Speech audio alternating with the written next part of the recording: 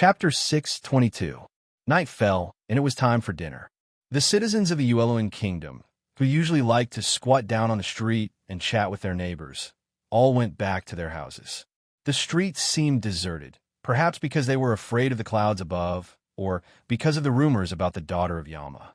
Only the officers of the government were patrolling.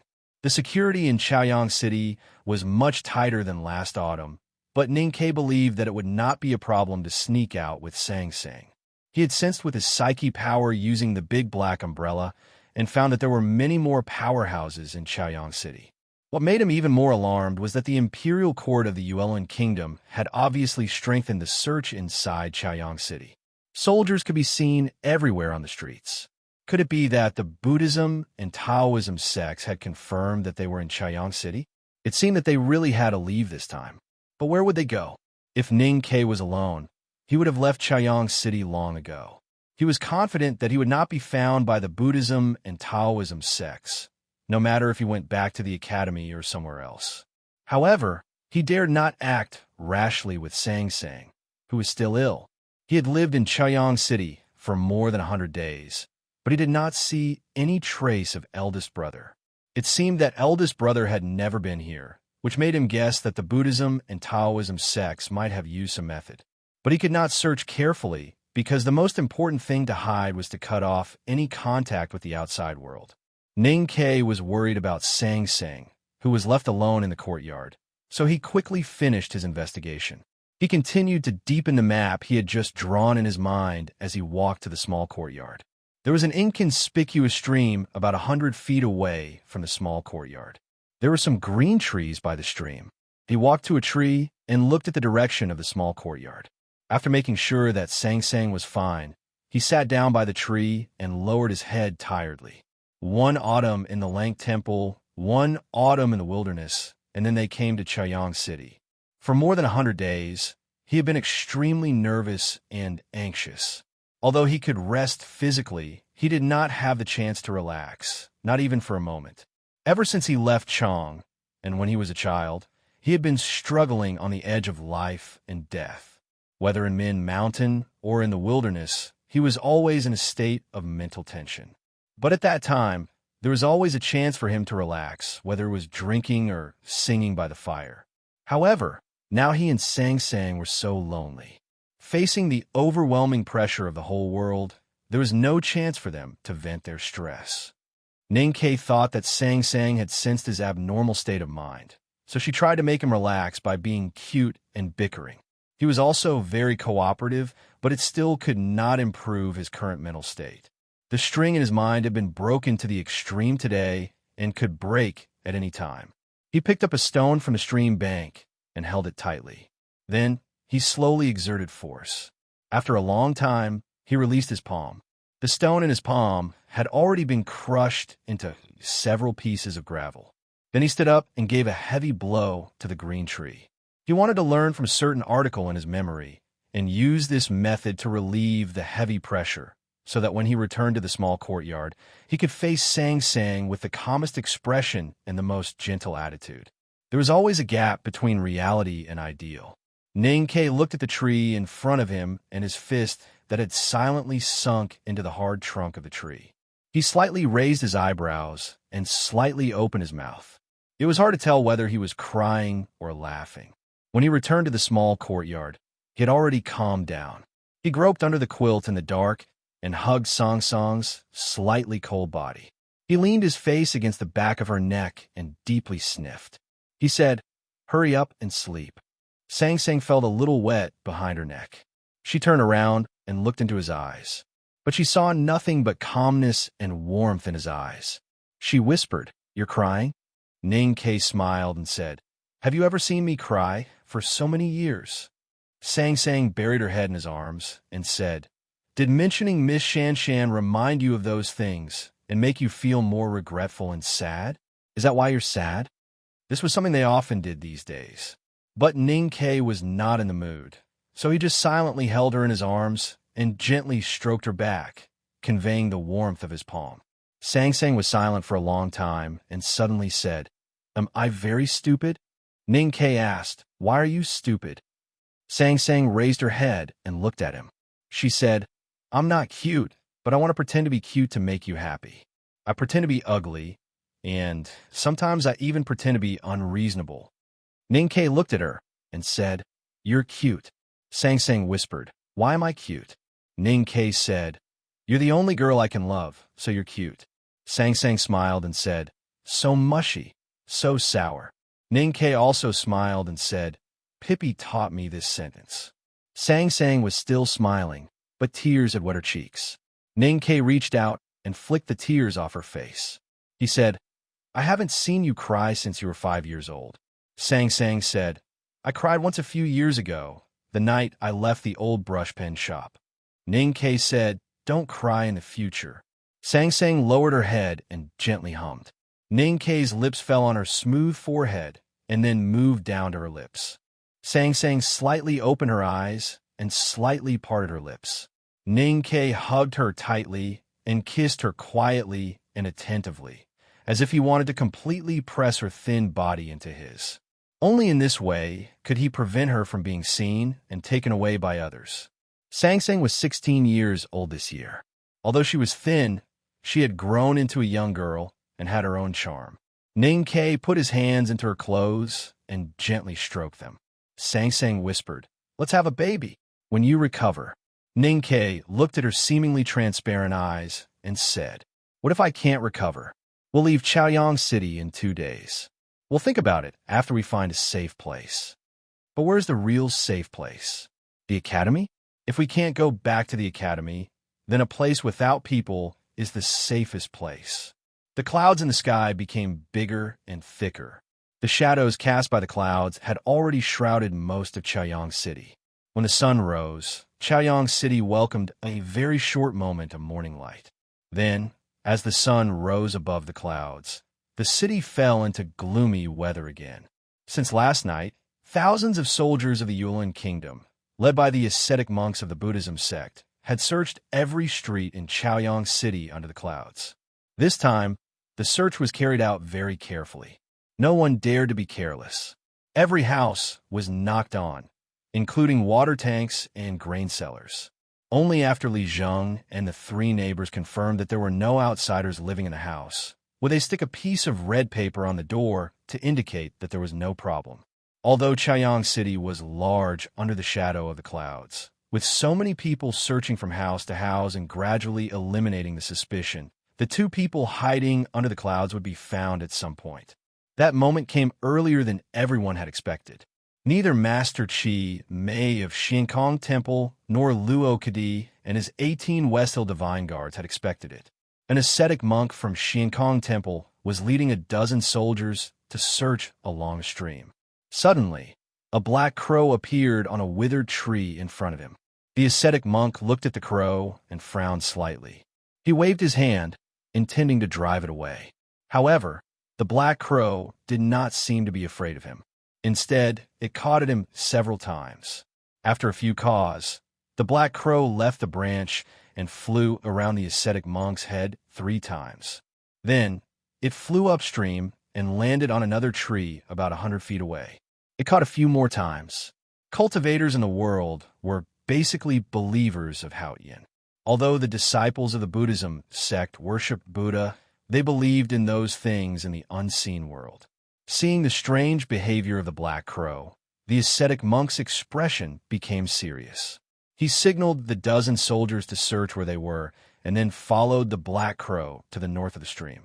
After walking for about a few miles and about 5 or 6 streets, the ascetic monk saw the black crow fly into a small courtyard about 100 feet away from the stream. His expression changed slightly. Then, the ascetic monk's gaze fell on a green tree in front of him. He saw a clear fish-shaped hole in the hard trunk. His pupils shrank, and his expression changed. He suddenly thought that if the 2 people in the small courtyard were really those 2 people of legend, then his Diana heart would probably be sensed by them in an instant due to his fear. Thinking of this, he actually concentrated his Diana heart and calmed his mind, forcefully expelling everything he had seen and guessed from his mind. The ascetic monk put his palms together.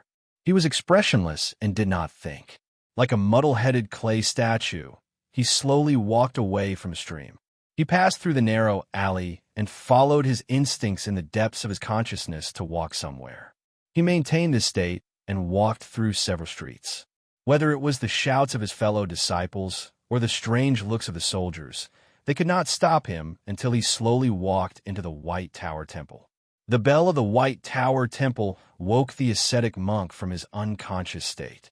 Looking at his fellow disciples who had surrounded him, his eyes were filled with confusion.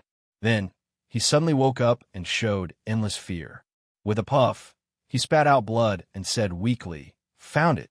Luo Kadi looked at the small courtyard in the distance. His tall and sturdy body did not tremble in the slightest, and there was no emotion on his stone-like face. His eyes were burning with battle intent, as if he wanted to burn everything he saw into ashes. 18 West Hill Divine Guards, wearing red cloaks, stood solemnly on both sides of him. They carried God-given long swords. Looking at the width of the scabbards, one could imagine how heavy these God-given long swords were. Master Chi Mei stood beside Luo Kadi and looked quietly at the small courtyard in the distance. After a long silence, he said, "Who would have thought that the daughter of Yama would be hiding in Chaoyang City?" The two powerhouses stood 2 streets away from the small courtyard. They maintained this distance because the murderous intent on them was too strong. It was so strong that they could not hide it even with their state. Chapter 3. Strive for One. 30.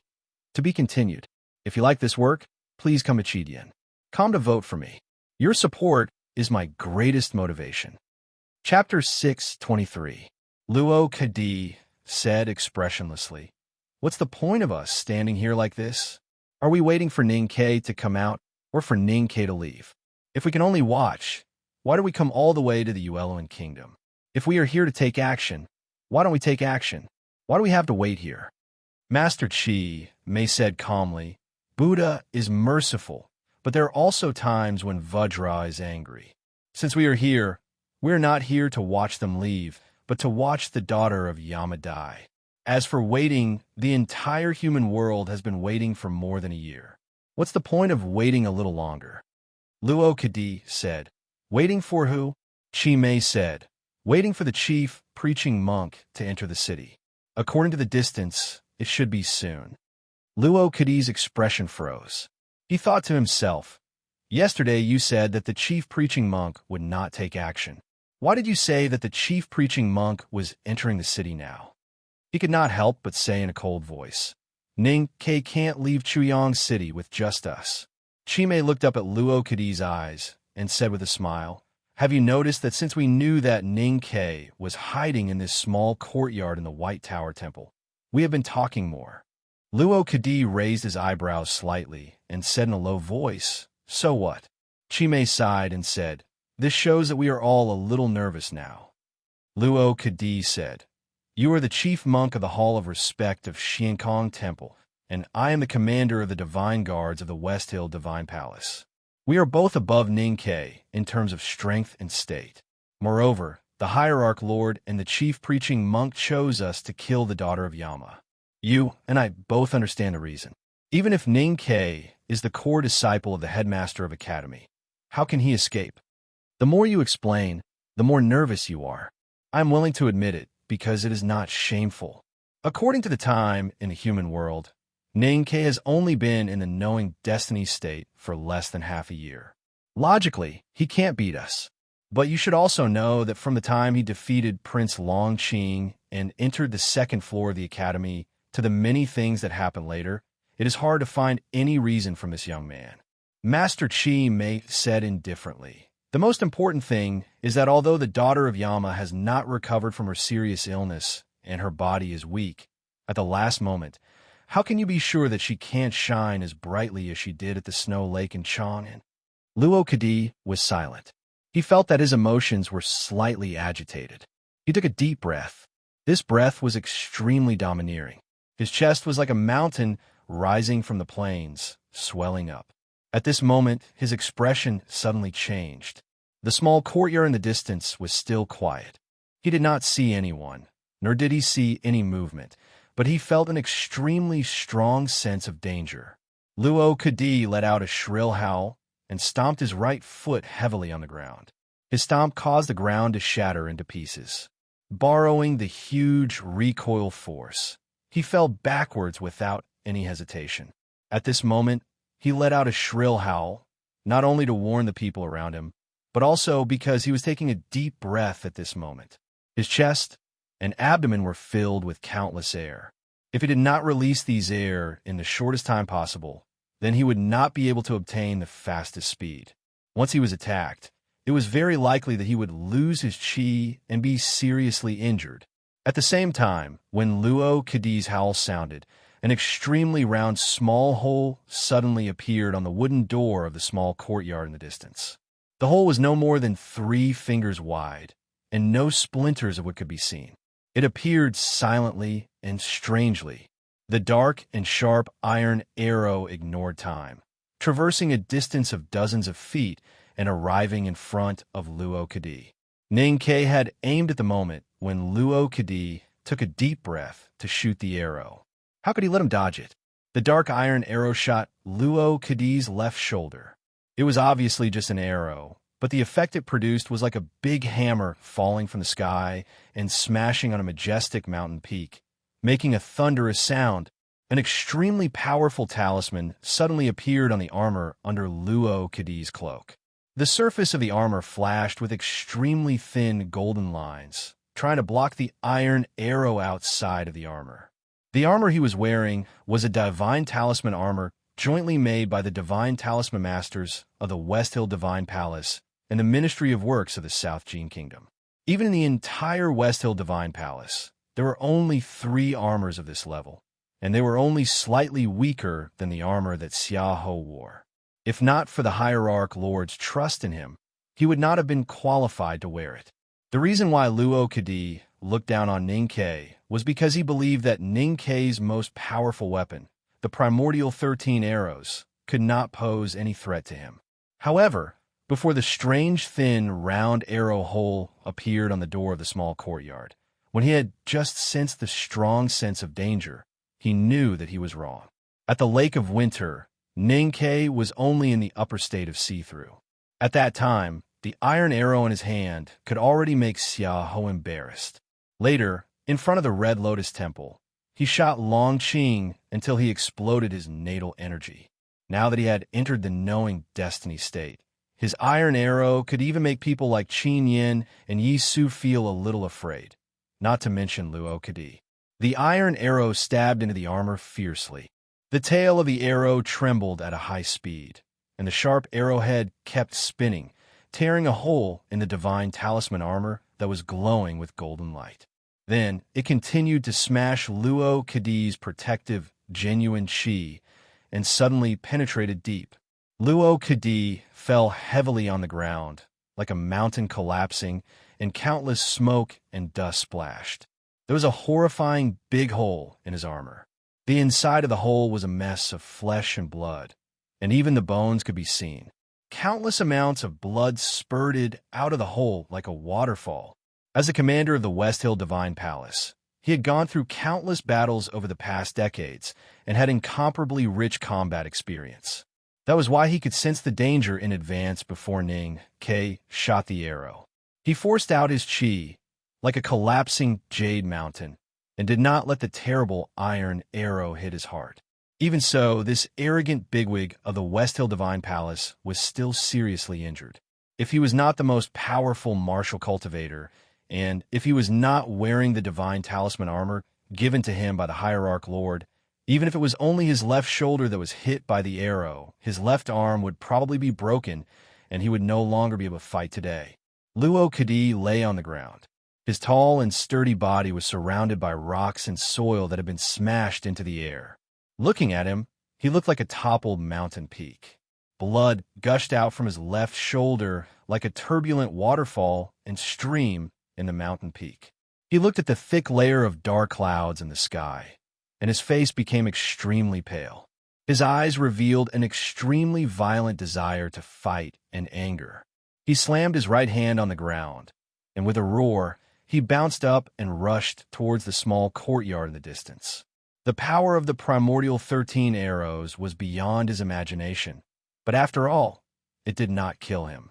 He believed that as long as he moved, the person in the small courtyard would not be able to aim at his vital parts such as his head and face. As long as he could hold on for more than 1,000 feet and get close to the small courtyard, he would definitely be able to kill that hateful guy. The 18 West Hill Divine Guards held the hilts of their swords and followed Luo Kadi to the small courtyard. Under the dark clouds, only their red cloaks could be seen fluttering, and their momentum was extremely majestic and shocking. It looked like thousands of men and horses.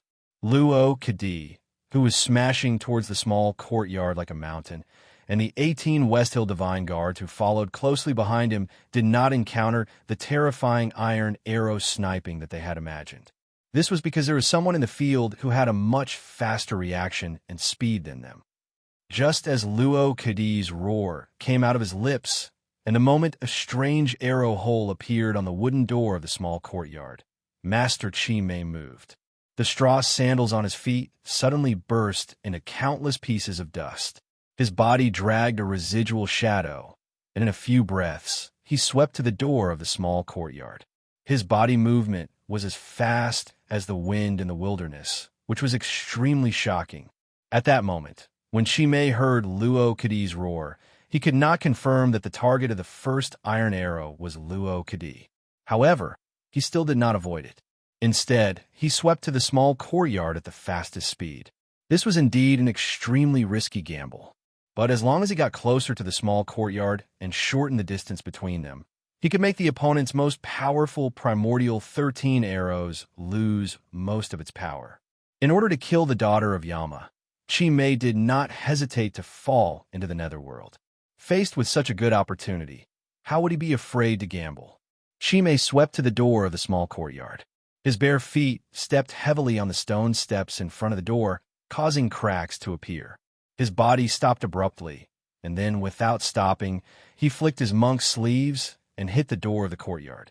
In the eyes of ordinary people, the most powerful skill of a cultivator was the sword-riding skill, which could attack from a very long distance. However, for those cultivators who really cultivated to the highest level, many people would return to their own bodies at the same time, whether it was the sword garret of South Jin Kingdom or the ascetic monks of Shinkan Temple. Chimei's monk's sleeves seemed ordinary, but in fact, they were mixed with countless chi of heaven and earth. With a flick, the power was like a boulder smashing out. In the cracking sound, the wooden door of the courtyard suddenly broke into countless pieces and shot toward the courtyard. This monk's sleeves were very experienced. Even if Ning Kei was behind the courtyard door with the iron bow ready to shoot, facing the countless pieces of wood flying toward him, he could only temporarily avoid it. As long as he could buy some time, Chi Mei would be able to get close to him. At this moment, the courtyard wall on the right side of the courtyard door suddenly collapsed. Dozens of bricks fell and splashed like rain. The old plaster smeared in the cracks of the bricks was shaken in a fine dust like smoke and fog. Ning Kei's figure swept out from the rain of bricks and dust. He held the padao tightly in both hands and slashed at Chi Mei's back like lightning. At this time, Chi Mei had just retracted his monk's sleeves. The courtyard door had turned into countless pieces and was shooting. However, not to mention him, even Luo Kadi and the 18 West Hill Divine Guards, who were pouncing over like tigers, did not expect that Ning Kei was not behind the courtyard door. Instead, he broke through the wall and came out unexpectedly. The heavy padao cut through the air at high speed. However, because the speed was too fast, the shrill sound of the blade rubbing against the air was restrained in the momentum of the padao. It seemed so quiet. In addition, the dark shadow of the padao's gray blade made people feel that this padao did not come from the human world, but from the underworld. The sharp padao fell on Chi Mei's back, making a strange sound as if it had hit a broken piece of cotton. Chi Mei's back magically trembled violently. The muscles on his back seemed to have a life of their own. Some places began to relax, and some places began to tighten. When the strength of these muscles came together, it became a tough dam that could stop a 1,000-year flood. It wanted to clamp or block the padao that was rushing at his body like a flood. Ning Kei felt a strange force coming from the hilt of the padao. but he did not care about it. He shouted, and the Great Spirit gushed out. The Padao cut through the strange force and dragged the monk's neck all the way to his waist. There was a tearing sound. Chi Mei's monk robe was torn, and an extremely deep wound appeared under the robe.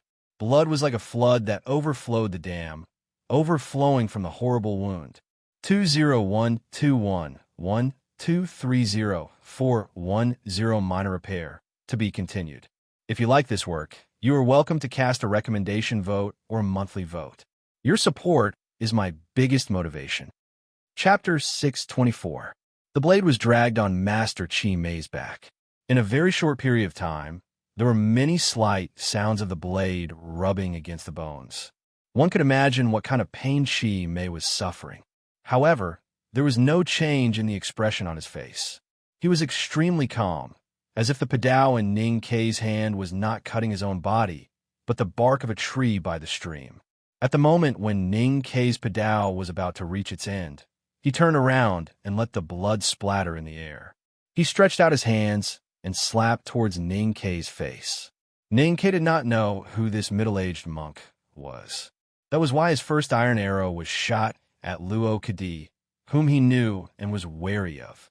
However, since this middle-aged monk was qualified to stand with Luo Kadi, he must be a bigwig from the Buddhism sect, or even a powerhouse like Master Boshu from the Xiankong Temple.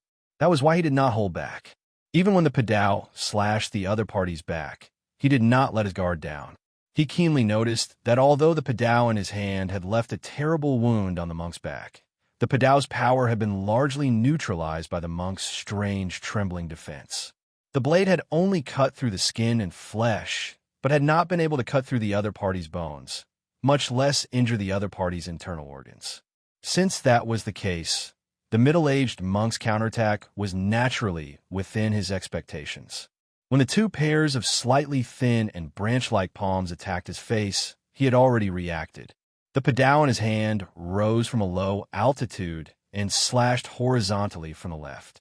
With a majestic great spirit, it slashed towards the other party's body again. The blade whistled as it cut through the air. The sound was extremely shrill. Although it made a sound, its power was not much weaker than the first strike that broke through the wall. The expression on Chi Mei's face grew calmer. The two palms that were slapping towards Ning Kei's face suddenly spread out in the air. Like a shepherd boy playing a flute, they stretched towards both sides and were about to go towards the blade that was coming toward his eyes. Ning Kei shivered slightly. He did not believe that this powerful middle-aged monk was an idiot. Since the other party dared to use his bare hands to catch his Padao, his hands were naturally extraordinary. In a split second, he saw the edges of the middle-aged monk's hands glowing with a golden luster. He could not help but think of the old monk he met in the depths of the wilderness. At that time, when Ning Kei shot an arrow, the old monk's left hand glowed with a golden luster and took the primordial 13 arrowhead on. Then it shattered. Recalling the scene at that time, Ning Kei believed that the middle-aged monk would not be able to use his palms to block the full force of his great spirit. The momentum of the knife was not hindered at all. Instead, it became more ferocious and continued to chop down. With a light snap, Master Chi Mei's right pinky finger touched the blade of the Padao. Ning Kei only felt a strong force passing from the blade to the hilt, and then to his palm. There were a few more light sounds. The remaining 4 fingers of Master Chi Mei's right hand fell on the blade one by one, like playing a flute. It looked elegant and refined, but in fact, it was as fast as lightning. When all 5 fingers of Master Chi Mei's right hand fell on the blade, the golden luster on the edge of his palm suddenly became stronger. Then, it disappeared in a very short period of time. Nothing unusual could be seen. 5 vigorous forces were poured into the heavy and solid blade of the Padao, along with the 5 finger presses. Then, they attacked Ning Kei's body. The blade buzzed, and his body trembled slightly. The crystal water droplet condensed from the Great Spirit in Ning Kei's body seemed to feel some kind of threat. It did not wait for the psyche power to summon it. Instead, it spun rapidly and transmitted countless Great Spirit to his arms, making them look like they were made of iron. He held the hilt, and continued to cut horizontally. The momentum of the knife was extremely strong. At this time, the sharp blade was only a few inches away from Master Chi Mei's cheek. It was also at this time that his left hand finally touched Ning Kei's blade. Master Chi Mei's left hand only had 2 fingers, the thumb and the index finger. There were only 7 fingers on both hands. Once they were spread out, they looked like 7 green peaches. That was why the master's Buddhist name was Chi Mei. Although he only had 2 fingers, they were more useful and powerful than the 2 hands of most people in the world. This had nothing to do with frequent use. It was only related to the firmness of his Zen heart and his past stories. The thumb of Master Chi Mei's left hand fell on the blade without being cut. He did not use the posture of pressing the hole with his right hand. Instead, he gently lifted the blade, as if he was carefully and cautiously carrying a flute. Just at the moment when the thumb gently lifted the blade, Ning Kei felt a strong force, like a tide that was dozens of feet high, slapping towards him along the blade. His body trembled violently, like the moss on the reef in the tide. He did not know when it would be washed away. Master Chi Mei's last index finger also fell on the blade. It was in the opposite direction of the thumb, lifting the other side of the blade. It was still the movement of carrying a flute, gentle and calm. At this time, the blade was still an inch away from his face, but it was difficult to move any further. The eminent monk of the Xiankong temple held the padao with 7 fingers, like holding a flute, ready to lower his head and play it gently. The scene was elegant, but in fact, it was very dangerous. An even more ferocious tide followed closely behind the first tide and slammed towards the black reef on the shore. The moss on the reef trembled and was already beginning to peel off. Ning Kei only felt a tearing pain in his chest. There were signs of turbulence in his ocean of qi, and he spat out a mouthful of blood. The blood that he spat out turned into a blood mist, followed by a shout. Ning Kei forced out all the great spirit in his body. An extremely gorgeous golden light spurted out from the padao, instantly burning the blood mist and hitting Chi Mei's face. Chi Mei closed his eyes, and a light breath of Buddha fell in front of him.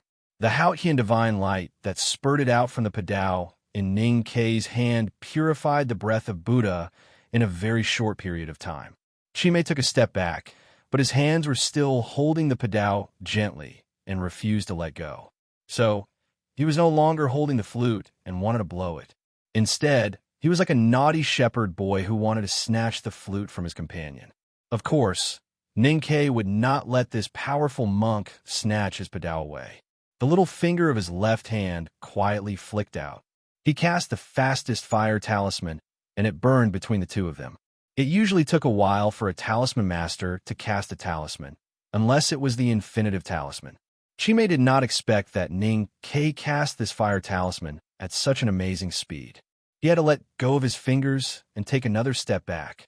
From Chang into Chaoyang City, the talisman that Ning Kei wrote the most in his life was the fire talisman. The talisman that he used the most was also the fire talisman, because Sang Sang was afraid of the cold. As the saying goes, practice makes perfect. When it came to the speed of casting the fire talisman, not to mention Mo Shan Shan in the past, even if Master Yen Sei came back to life, there was no way to compare with him. The fire talisman turned into a fierce fireball, burning fiercely between him and Chi Mei. It was like a ball of lightning, which looked particularly terrifying. But what was really terrifying was actually the action that Ning Kei made when casting the talisman. He squatted down. When Chi Mei let go of his fingers and stepped back, the padao in his hand regained its freedom. As he squatted down, it slammed heavily, brushed past Chi Mei's waist, and fiercely chopped down between his thigh and abdomen. With a hissing sound, Chi Mei's monk robe was suddenly torn, and a deep knife wound appeared between his groin. Although he still used that magical method to remove most of the knife's momentum at the moment when the knife was about to touch his body, Ning Kei chose that place to cut the knife for a deeper reason. There were a lot of blood vessels in the groin. Once it was slightly ruptured, blood would gush out. The lower half of Master Chi Mei's body was instantly wet with blood. The blood that gushed out from his groin began to flow down his naked thigh. coupled with his eyebrows that were burnt by the fire talisman, he looked extremely miserable. Looking miserable did not mean that he had lost his combat power. If an ordinary cultivator was hit by these two knives, especially the second one, he would definitely die from excessive blood loss. But judging from the previous knife, this middle-aged monk might still have some tricks. So Ning Ke did not hesitate. He held the hilt with both hands, threw himself forward, and fiercely stabbed the other party's lower abdomen. Such a fierce bladesmanship, especially this stab. He used the great river sword style of the Sage of Sword, Liu Bai. Even if Qi Mei was the president of the Hall of Respect of Xiankong Temple, he still could not avoid it. It was only a matter of whether he could survive or not. Unfortunately for Ning Ke, today the Buddhism and Taoism sects had ambushed him in Sang Sang. Naturally, the middle-aged monk would not come alone. There were also Luo Kadi and the 18 West Hill Divine Guards. What made him feel even more regretful was that Luo Kadi had a burly figure, but his speed was beyond his calculation. Just as the padao in his hand had pierced the middle-aged monk's lower abdomen, Luo Kadi's sword arrived. Luo Kadi's sword was very special. Compared to ordinary swords, it was many times thicker. If it were not for the brilliant golden light, the gemstone-like blade, and the flickering talisman lines, it would look like an iron rod. When the sword slashed toward Ning Ke's back, the front of the small courtyard, which had become a little dark and bloody due to the smoke and blood, suddenly became extremely bright. The golden sword seemed to exude an extravagant aura. Ning Ke was in a half-squatting position at this time. He felt the strong wind coming from behind and had no time to dodge. He hurriedly pulled back his knife and then sat down on the ground to protect his back. Then he raised his knife to meet the attack. His padao was designed by the Academy's fourth brother and meticulously made by the sixth brother. It was made up of 3 knives and was the heaviest and strongest. However, it looked like it was not heavier than Luo Kadi's sword. As for its dull and smooth appearance, it looked more like trash compared to Luo Kadi's dazzling sword. The plain padao and the gorgeous golden sword finally met. There was a loud bang. Smoke and dust rose. The Yueluan Kingdom's soldier at the end of the street only felt a buzz in his head. His legs went weak, and he fell down. Ning Ke's face was slightly pale. His hands that were holding the hilt trembled violently. As for the ground he was sitting on, it had already cracked like a spider web. Countless bricks and sand were scattered everywhere. Luo Kadi roared and slashed again with his sword. Ning Ke raised his knife to meet the attack again. He only felt an irresistible force pressing down on his body along the padao, as if it would not stop until he was pressed into the cracked ground. At this time, Ning Ke sat on the ground and was in an extremely passive position. Even if he could use the padao in his hand to make it impenetrable, he could only let Luo Kadi wave his gorgeous golden sword and continuously slash at him. If this continued for a while, he would be defeated. Even if he could hold on for a longer period of time, it would be meaningless because there was still the middle-aged monk in the field. A trace of ruthlessness flashed across Ning Ke's face. Taking advantage of the extremely short moment when Luo Kadi's golden sword swung back and gathered strength again, he forced his right foot to the bottom of his left leg and then stood up abruptly. At this time, Luo Kadi's third sword had already arrived. Ning Ke's body was unstable at this time, especially with the padao hanging down. There was no way he could block it. However, unexpectedly, he reached out his left hand and held the back of the tip of the padao. He pushed it straight forward, which was equivalent to using the strength of 2 hands to block the third golden sword. With a soft sound, Ning Ke slapped the padao with his left hand and twisted his right wrist. The heavy padao seemed to have turned into a nimble, poisonous snake. In an instant, it stabbed Luo Kadi's left shoulder, which was still bleeding, and then instantly flashed back. Luo Kadi did not expect that Ning Ke would still be able to stand up in a situation where he had the absolute advantage. He even allowed Ning Ke to stab him. Even though his injury did not worsen, the feeling of humiliation and anger made him forget everything else. He did not even care about his chest and abdomen. With a roar, he held the sword with both hands and slashed at Ninkei. The golden sword waved in the air, creating a golden ray of light that dazzled the eyes. Hidden within it was the aura of an emperor's wealth, but it represented that this was Luo Kadi's most powerful sword. If Ninkei was a man of sacrifice, he could completely ignore this sword and directly stab Luo Kadi's throat. In that case, no matter how strong the armor on Luo Kadi's body was, there was only death for him. However, almost at the same time, his head would definitely be chopped in half by this powerful golden sword. At this time, Luo Kadi was so crazy that he did not care about his own life and death. That was why he could slash out such a powerful sword. However, Ninkei did not want to die and had to protect his back, so he could only choose to take it head-on. Another thunderous sound rang out. The walls of the small courtyard, which were already badly damaged, were shaken by the strong wind and collapsed. And at this moment, Luo Kadi slashed again with his sword. Luo Kadi was a martial arts cultivator from the West Hill Divine Palace. The golden sword in his hand was a divine weapon of the Divine Hall. Together with the sword and in a state of selflessness, his strength was astonishing and his fighting intent was even more crazy. Ninkei had cultivated the Great Spirit for many years, and his body was no longer that of an ordinary person. He had extremely powerful strength. However, he could not forget his own life and death at this time, nor could he fight with his body movements. He was extremely passive and suppressed to the point that he could only take it head-on. The brilliant golden sword and the simple iron sword slashed at each other without any fancy moves. They separated and then slashed at each other again. In an extremely short period of time, no one knew how many times they had collided. More than 10 sounds of collision exploded in the street like thunder. The soldiers of the Yueluan kingdom around the street could no longer stand. The war horses neighed in fear and ran in all directions. They only wanted to get as far away from this terrifying place as possible.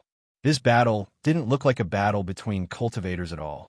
It was more like two extremely powerful generals on the battlefield, carrying heavy weapons, carrying out an incomparably valiant charge at each other. Ninkei's legs began to tremble. He realized that the strength of the Divine Guard commander of the West Hill Divine Palace was so terrifying that it exceeded his own. It was even not much weaker than Xiaoho at his peak. A stream of blood flowed from the corner of his mouth. His internal organs must have been severely shaken, and he had internal injuries. However, his eyes were still calm, or even indifferent. He was like a young male tiger fighting in the wilderness. Even if he was injured and seemed to be in danger, he would never give up the thought of killing his enemy until the last moment. Luo Kadi raised his golden sword again. This time his arm trembled slightly.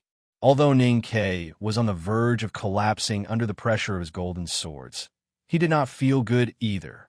Every time the swords collided, the great spirit from the blade also caused him great pain. Most importantly, his left shoulder had already been shot by the primordial 13 arrow before the battle started. No matter how serious the injury was, he could ignore it as he was already crazy. However, he could not make the impact disappear. Ninkei noticed the trembling of Luo Kadi's right hand. His eyes lit up and he shouted, "Open the umbrella." The big black umbrella opened in front of him. The big black umbrella was very clean now, but also very broken. There were many holes on the surface of the umbrella. It looked like the clothes of a beggar attending a wedding. It was sad. Ninkei stretched out his left hand like lightning and held the handle of the big black umbrella. At this moment, Luo Kadi's golden sword slashed down again. Just like the previous dozen times, the crazed commander of the Divine Guards wanted to hack Ninkei to death. He knew that he could hack Ninkei to death. Therefore, even if there was a big black umbrella in front of him, he would still hack at Ning Quebec. The golden sword slashed heavily on the big black umbrella. The surface of the big black umbrella suddenly caved in, but it was not cut open. Although it was a broken big black umbrella, it could not be easily cut open by a sword. No matter how dazzling the sword was, it was after all not the Buddha's light left by Buddha. The big black umbrella was still the best defensive weapon in the world. At this moment, It was the shield in Ning Kei's hand. In the previous dozen times, when facing Luo Kadi's golden sword, Ning Kei used the padao in his hand to cut.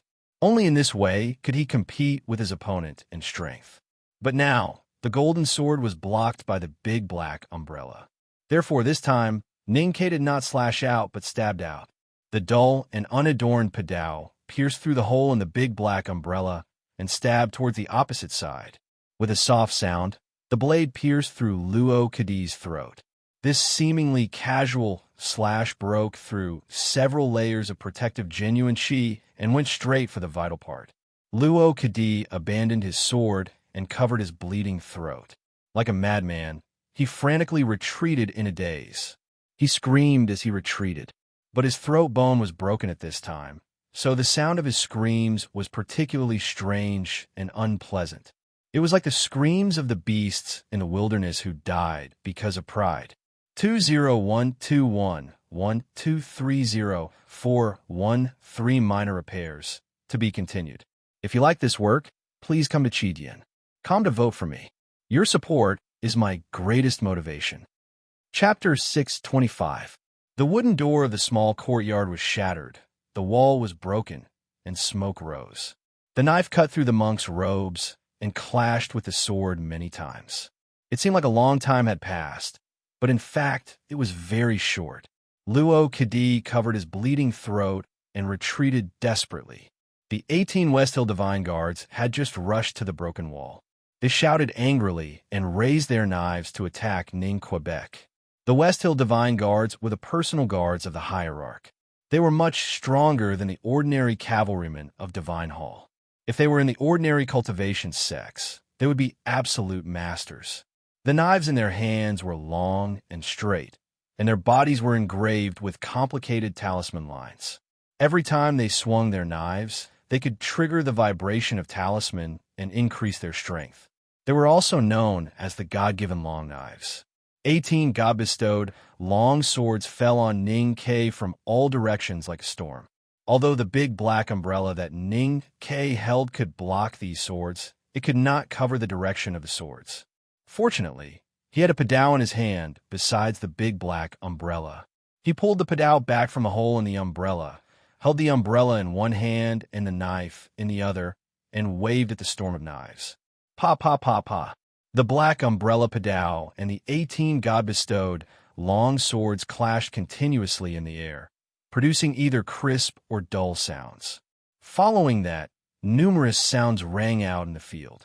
There was the sound of metal breaking, the sound of sharp objects piercing through the air, the sound of blades tearing through flesh and blood, and the muffled sound of people enduring the pain. 4 God-given long knives broke in the middle. 3 West Hill Divine Guards had bloody wounds on their chests and abdomens. They retreated in panic. Ning Kei's hand holding the black umbrella was slightly torn, and there were 2 long wounds on his left leg. The God-given long knives with talisman meanings were extremely sharp. Even with his tough body, he could not completely block them. The sharp tips of the broken God-given long knives whistled through the air and sputtered toward the streets outside the small courtyard. A Shinkong temple ascetic monk who had just rushed over was shot in the shoulder by a broken knife and fell to the ground with a pale face. There was also a broken knife that shot toward the middle-aged monk. He stretched out 2 fingers and calmly grasped the broken knife, as if he was plucking a falling flower from the air. Then he walked toward Ning Quebec. His monk robes had long since become tattered, and his entire body was stained with blood. He looked extremely miserable, but his expression was extremely calm. What was shocking was that the 2 deep wounds on the monk's back and groin were no longer bleeding. Although there were still lacerations on the skin, the muscles on both sides of the wound were squeezing together and twisting slowly, as if they were healing. Other than his pale face, there were no signs of injury. Ning Kei had guessed that the monk must have some tricks up his sleeve, but he did not expect it to be so marvelous. Forcibly compressing muscles to stop the wound was shocking, but it was still imaginable. However, there were at least a few broken blood vessels in the wound on the monk's groin. How could he make those blood vessels grow back? What made him even more vigilant and uneasy was that when the middle-aged monk walked towards him, More than 100 archers from the Yuan Kingdom army also entered the alley. He could clearly hear the sound of bowstrings being pulled.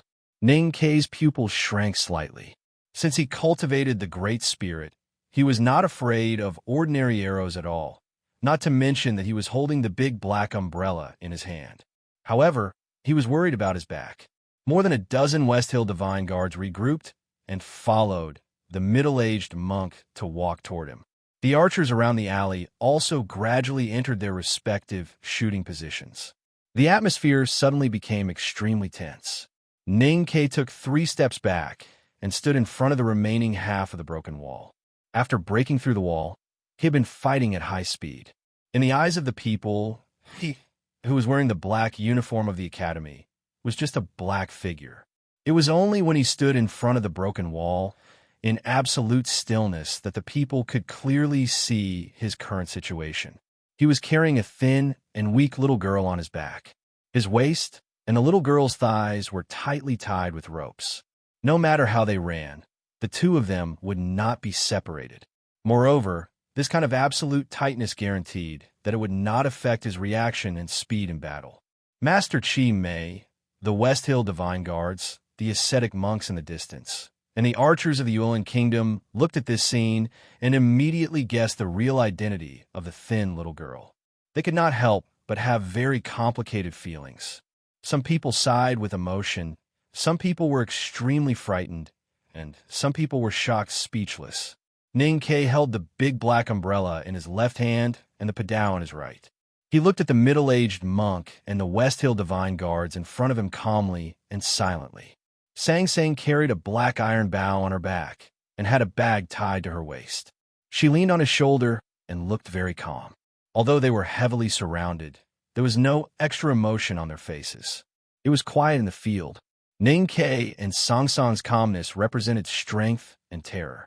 Whether it was Master Chi Mei or the West Hill Divine Guards, they all looked at the scene in front of them and subconsciously stopped. No one dared to shoot arrows. His black academy uniform trembled slightly, and his chest kept moving up and down. Ning Kei did not make any sound of panting. In fact, he was extremely tired. It was only a very short battle, but it made him feel as tired as if he had been fighting for a whole day. Especially after colliding with Luo Kadi for more than 10 times, he showed signs of fatigue. Luo Kadi's last golden sword slashed heavily on the big black umbrella. The handle of the umbrella fell heavily and stabbed into his chest. That place was in pain. What was more troublesome was that he had suffered from internal injuries after taking 7 fingers from the middle-aged monk and more than 10 golden swords. At this time, the hand that was holding the hilt of the knife was trembling slightly. He loosened his right hand that was holding the hilt of the knife and then gripped it tightly again. In a very short period of time, he repeated this action 7 times to calm his state of mind and ease the fatigue in his wrist. Because the action was too fast, the hilt could not leave his hand at all. In fact, no one in the field had even noticed this. At the same time, he kept thinking very quickly. How could he get rid of the current predicament and the pursuit later? How could he get rid of the middle-aged monk in front of him? Luo Kadi was undoubtedly a very terrifying enemy. His strength was even above his own. Fortunately, this person had already suffered a very serious injury. Even if he could survive, he would certainly not be able to fight today. However, Ning Kei was clear that this did not mean that his strength had surpassed Luo Kadi. He had only used the hole in the big black umbrella and used a method that no one could imagine to defeat the opponent. If one were to think calmly enough, he would understand that this was a victory at the level of tactics and not a comparison of strategic strength. And this middle-aged monk was even more powerful and terrifying than Luo Kadi. After Ning Kei cultivated the Great Spirit, his body movement was extremely fast. However, when he sneaked an attack on the other party earlier, he did not manage to kill him with one strike. Moreover, his body movement did not give him the upper hand. If this middle-aged monk continued to pursue him, what should he do? There were 2 serious mistakes in the first few chapters. I mixed up Dao Shi's father and Wu Dao's father. Apart from that, there's another problem. After I finish writing today, I will immediately correct it. I will solemnly apologize and reflect deeply. I will try to finish the next chapter before 12 o'clock. To be continued. If you like this work, please come to Chidian. Come to vote for me. Your support is my greatest motivation. Chapter 6:26.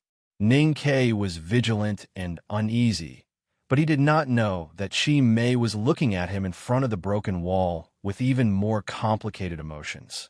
The two sects decided to ignore the academy and kill the daughter of Yama. Naturally, they had made sufficient investigation and preparation in advance. The absolute focus of attention was Ning Ke's strength and state.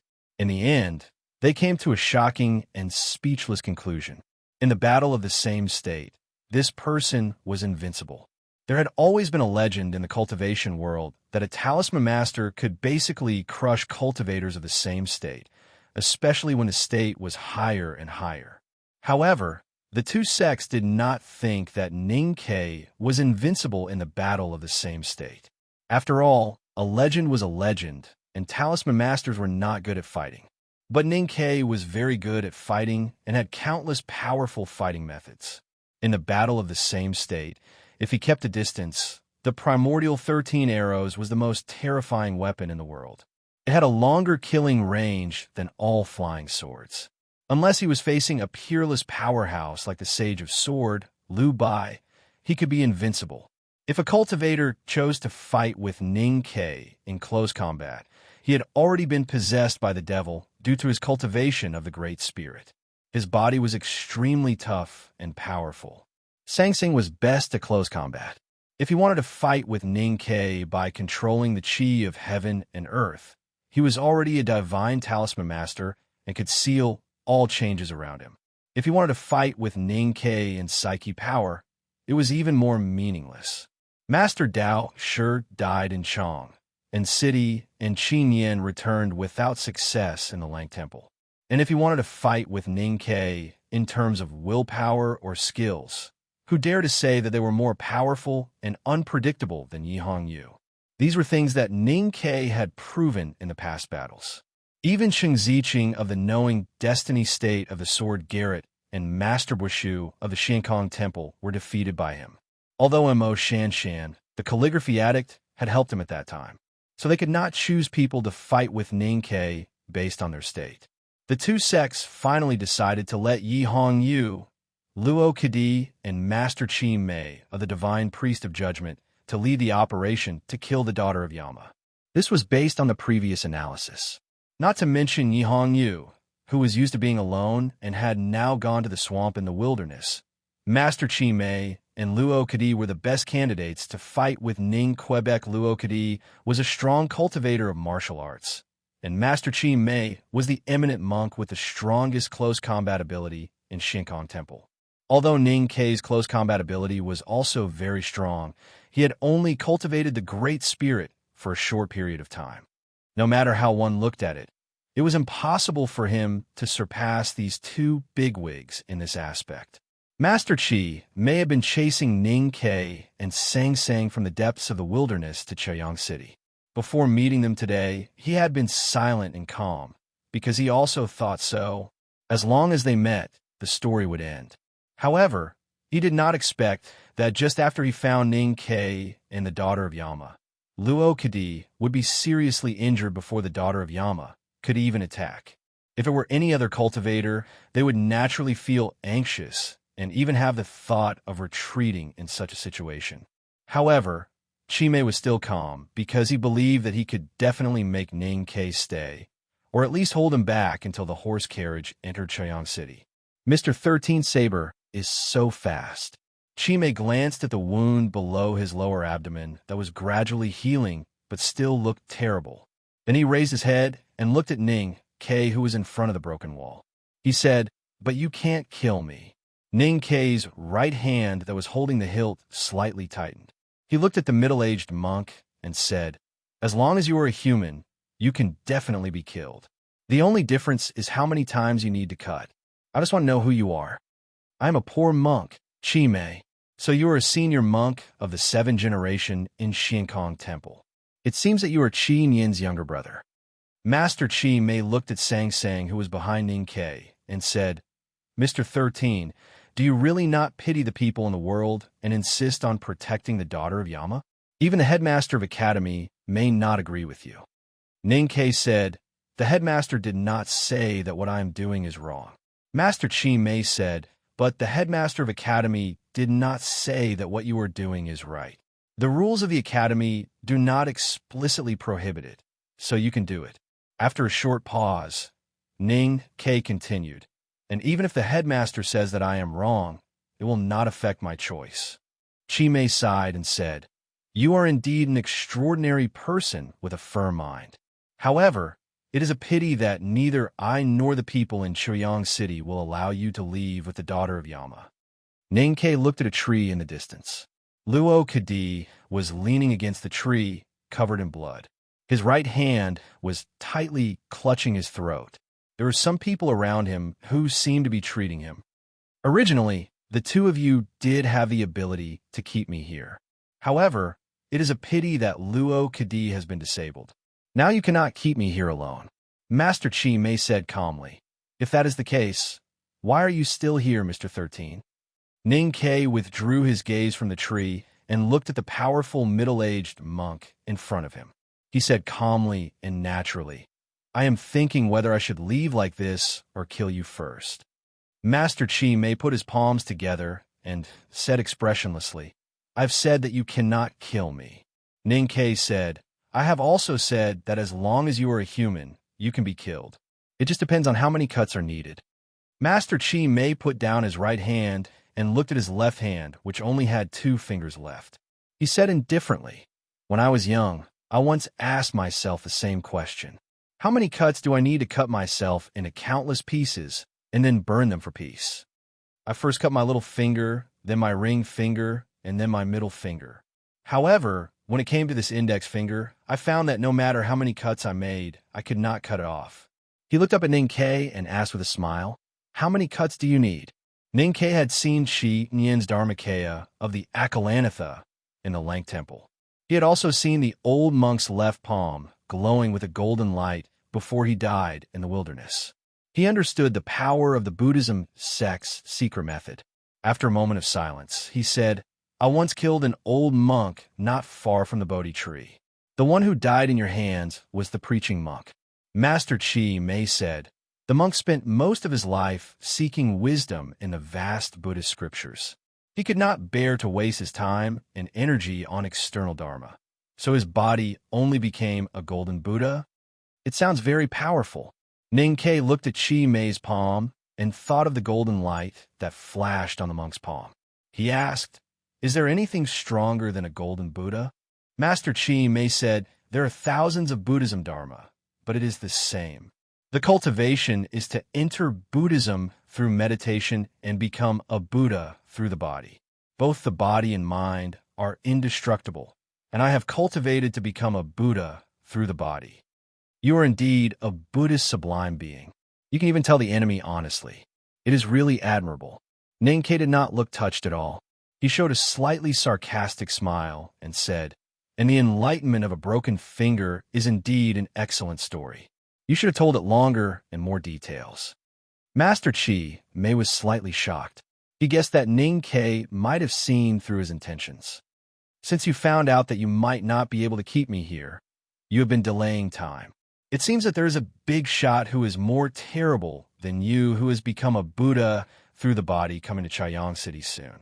Ning Kei said, I am very clear about my own state of strength. If I really fight empty-handed, I can't even beat you, let alone that big shot. So I can't let you continue to delay. The reason why I was willing to accompany you to talk about these things and listen to the story of the broken finger was that I also needed to rest and make some preparations. And I finally decided to kill you before leaving. As soon as he finished speaking, without any warning, the sharp and dull padao turned into a gray thunderbolt. It broke through the air and slashed toward Chi Mei's throat. 7 fingers spread out in the air to catch the blade that seemed to be faster than lightning. Master Chi Mei was ready. Even if Ning Kei's padao cut into his chest, he would catch it. However, no one had expected that Ning Kei's padao would change abruptly. It converged like flowing water in front of Chi Mei and then retracted. Suddenly, it turned into an iron hammer and smashed heavily on the ground. With the counterforce from the padao, Ning Ke bent his knees slightly, bent his body, and broke through the air. He jumped onto the broken wall with Sang Sang on his back.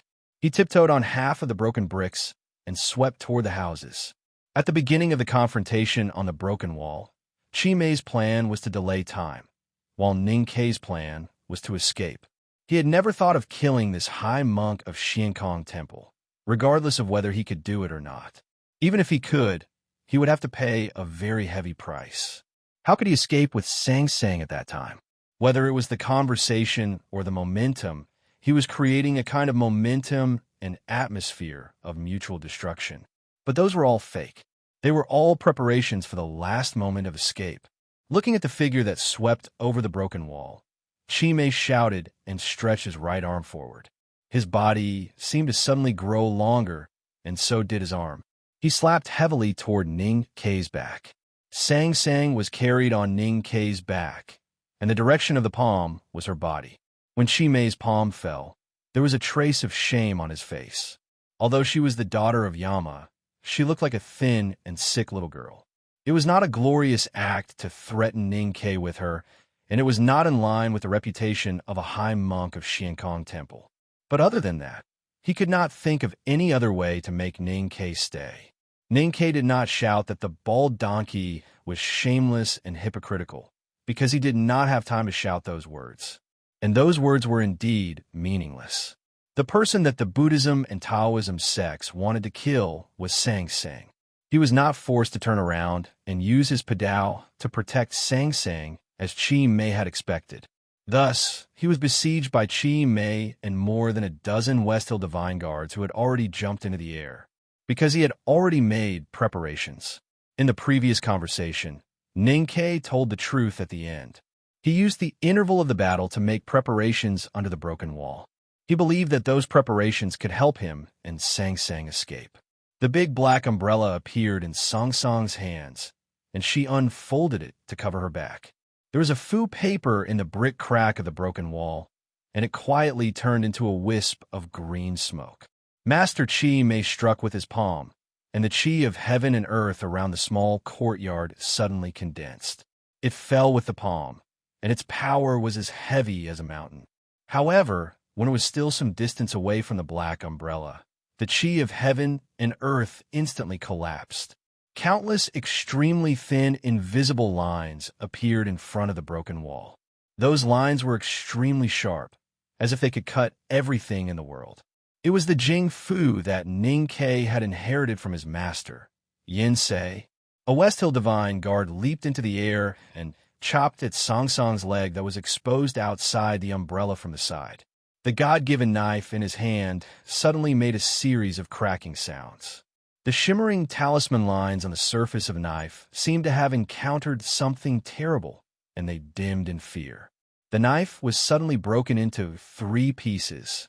The rest of the West Hill Divine Guards who had leaped into the air to kill Ning Ke were alertly aware of the sharp cutting intent in the air in front of them. They forcibly lowered their bodies, barely stopped their forward momentum, and rolled around awkwardly. Master Chi Mei also noticed the sharp talisman intent, and instantly thought that it must be the Jing Fu. However, he did not retreat in fear like the West Hill Divine Guards. Instead, he continued to sweep over the broken wall with a determined look. With numerous soft sounds, at least 20 bloodlines appeared on Master Chi Mei's body and cheeks in an instant. The broken monk's robe was cut into hundreds of pieces and flew away. After the battle in the Lang Temple, both the Buddhism and Taoism sects knew that Ning Ke had become a divine talisman master and learned an extremely powerful divine talisman. In contrast, although his Jing Fu was also very powerful, it was still in the category of see-through realm. It was far from the effect of Master Yin Sei's Jing Fu, which could cut the sky and the earth. Master Chi Mei's body had already become a Buddha. The Jing Fu might seriously injure him, but as long as he did not die on the spot, he could always recover afterwards. Therefore, he did not hesitate to rush over. If Ning Ke had used the unknown divine talisman in the cultivation world, he would not have dared to rush over even if his body had become a Buddha. However, he was sure that Ning Ke would not dare to use the divine talisman that consumed a lot of psyche power until the last desperate situation. If Ning Ke really used it at this time, it would be worth it even if he died. Master Chi Mei, with the determination to die for a just cause and the compassion of sacrificing himself to save the common people, rushed toward the sharp talisman intent in front of the broken wall. In an instant, blood was dripping again. However, as he had guessed, Ning Ke was not willing to hide the divine talisman in the Jingfu. His feet finally stepped on the broken wall. At this time, Ning Ke had swept to the roof of a house more than 100 feet away with Sang Sang on his back. He was jumping to a small temple across the street. However, just as he jumped into the air, he suddenly twisted his waist and turned around. Unknowingly, his hands had already held the iron bow, and the iron arrow was already on the string. Master Chi Mei's expression suddenly changed, and he flipped down from the broken wall. With a slight buzzing sound, the string sounded around the small courtyard.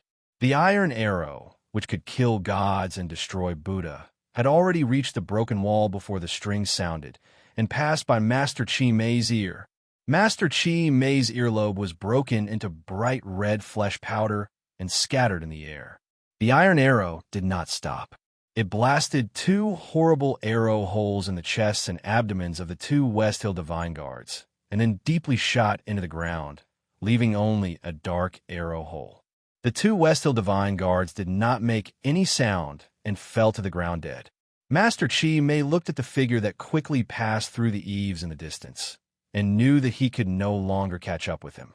His face full of blood showed a very complicated expression. The next chapter, fight for it before 2:30. To be continued. If you like this work, please come to vote for me. Your support is my greatest motivation. Chapter 6:27. 2 famous powerhouses who had been in the knowing destiny state for many years could not do anything to a young man who had just entered the knowing destiny state. They could not even make him stay for a while. This fact was really shocking. Luo Kadi sat on the ground. His face was pale and his body was covered in blood. He was extremely weak and did not fall down by leaning against a tree trunk. Beside him, the imperial physician of the Yuelin Kingdom and a priest from the West Hill Divine Palace were nervously treating him. His throat bone was broken and he had lost too much blood. His vision was a little blurred. When he saw Ning Ke jump up the broken wall to escape, he felt as if he saw another person. The great divine priest of judgment, Yi Hong Yu. Before last spring, Luo Kadi's cultivation state had always been above Yi Hong Yu's. However, during those years, he had never dared to do anything to Yi Hong Yu, even though he had lusted after her, and even wanted to humiliate and torture her. He did not even dare to challenge her face to face, because he knew that even though his state was higher than Yi Hong Yu's, if he really fought with her, he would definitely be the one to die. Luo Kadi had always thought that there was only one person like Yi Hong Yu who was so strong that she could surpass the state, and was so scary that he could not understand why. Until today, when he fought with Ning Ke, he realized that Ning Ke and Yi Hong Yu were the same kind of people. The hierarch lord thought that Ning Ke was invincible in the same state, and it was very reasonable. Looking at the dark eaves that were long gone, Luo Kadi coughed painfully. The flesh on his neck burst open again, and even some white bone fragments splashed out. The imperial physician of the Yuelin Kingdom and the priest from the West Hill Divine Palace were so scared that their faces were paler than his. They quickly continued to treat him. Luo Kadi thought bitterly. Even if Ning Ke was invincible in the same state, he would still die if he met someone at the peak of the knowing destiny state. Moreover, the great divine priest of judgment was in the wilderness. How could he escape with the daughter of Yama? Master Chi Mei stood on the roof of the small temple across the street and looked around. He only saw the quiet Chaoyang city under the clouds. He could not see Ning Ke and the daughter of Yama. There was no expression on his face. The flesh on his cheeks that had been cut open by the Jing Fu looked extremely ferocious. However, there was a strange sense of solemnity and compassion. Master Chi Mei raised his head and looked at the thick dark clouds in the sky. He confirmed that the clouds had not moved, and knew that Ning Ke and the daughter of Yama were still in the city. I can't stop you by myself. What if hundreds of thousands of people in the city come together to stop you? The bell in the White Tower temple rang, and then spread to Chuyang City. Compared to the usual peaceful and distant bell, the bell today seemed especially urgent. It rang nonstop as if it was urging something. In Chuyang City, all the Buddhist temples, big or small, began to ring the bells when they heard the bell. The little monk in the robe pushed the bell hammer with difficulty. The thin old monk panted and hit the gong in his hand hard. Then, the drums in the government offices of the Yueluan kingdom sounded. Then, the anti-theft gongs in the streets, and the night watchmen sounded the bamboo bangs in their hands. Bells, drums, gongs, and clappers sounded all kinds of sounds in the streets and alleys of Chaoyang City. The people in the city came to the streets and talked about it. Then, they learned the reason from the villagers or the monks. Their faces suddenly became extremely shocked, and then they were at a loss. Ning Ke ran quickly in the remote alley with Sang Sang on his back. He had no time to wipe the sweat on his forehead and the blood stains on the corners of his lips. The clear and deep sounds of the bell and drum were like notes of death, constantly drilling into his ears and making his footsteps a little heavy. But he did not stop at all. Running in broad daylight with Sang Sang on his back was extremely eye-catching. Many people had seen him, but he didn't find a secluded place to hide again, because there were too many eyes on the street and he couldn't find any chance. Besides, some bigwigs were about to enter Choyang City, so it was not a good choice to hide in the city. The most important thing was that the residents in the city had not reacted yet. They just watched him run in panic. No one came to stop him. He had to seize this very short time to escape from the city cloud. He had hidden in the city for the whole winter. He had made sufficient investigation and careful planning. He was very familiar with these remote streets and had already chosen an escape route. Although the Xiankong temple monk called Chi Mei was powerful and fast, he could not catch up with him if he did not want to become the target of the primordial 13 arrows.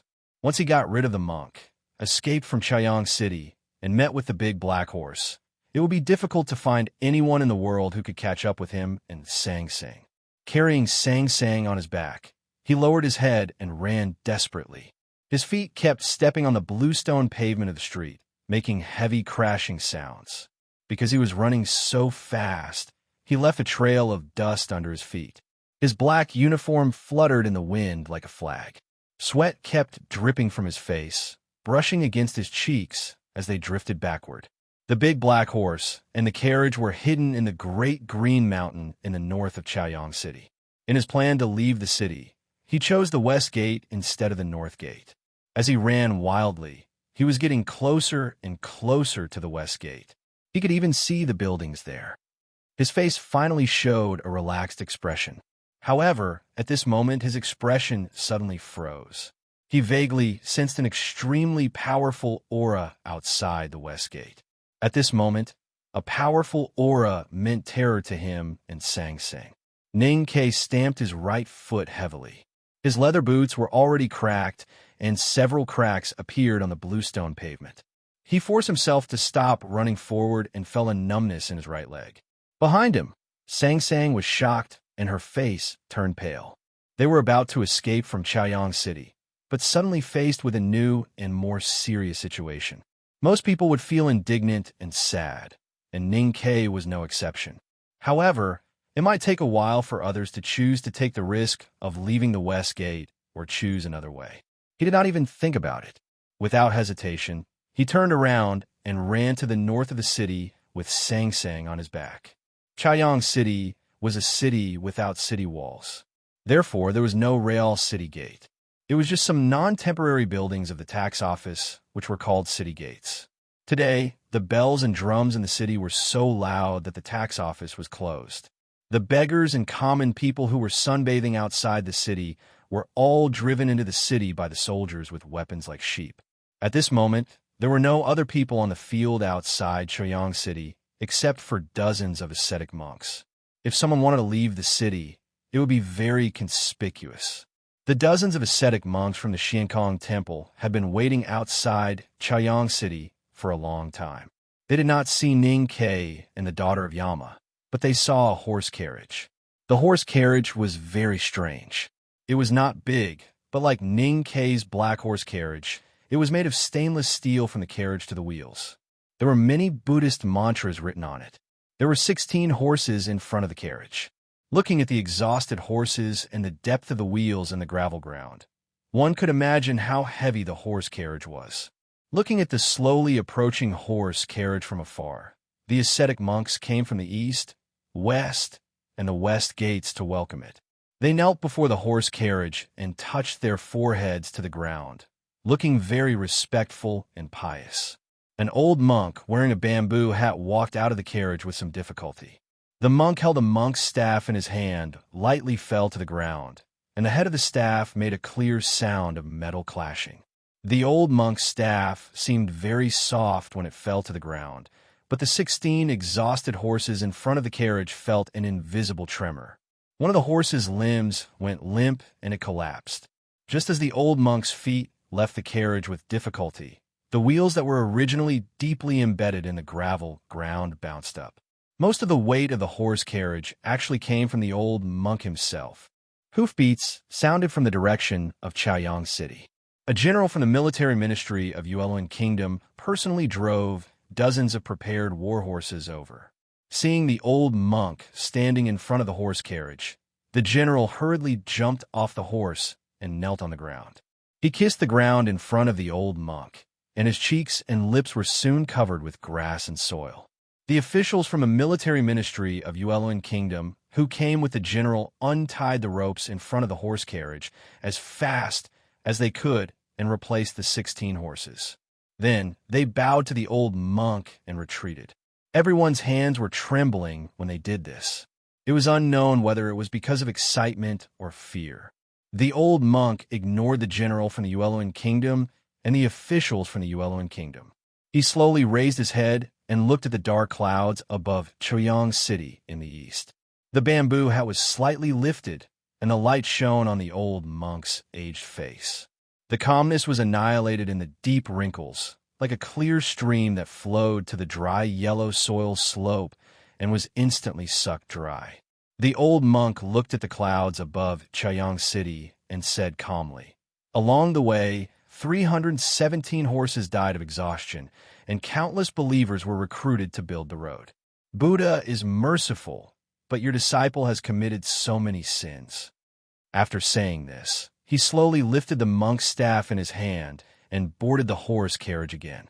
When his right foot landed on the carriage, the wheels sank deep into the gravel ground again, and the 16 horses subconsciously neighed.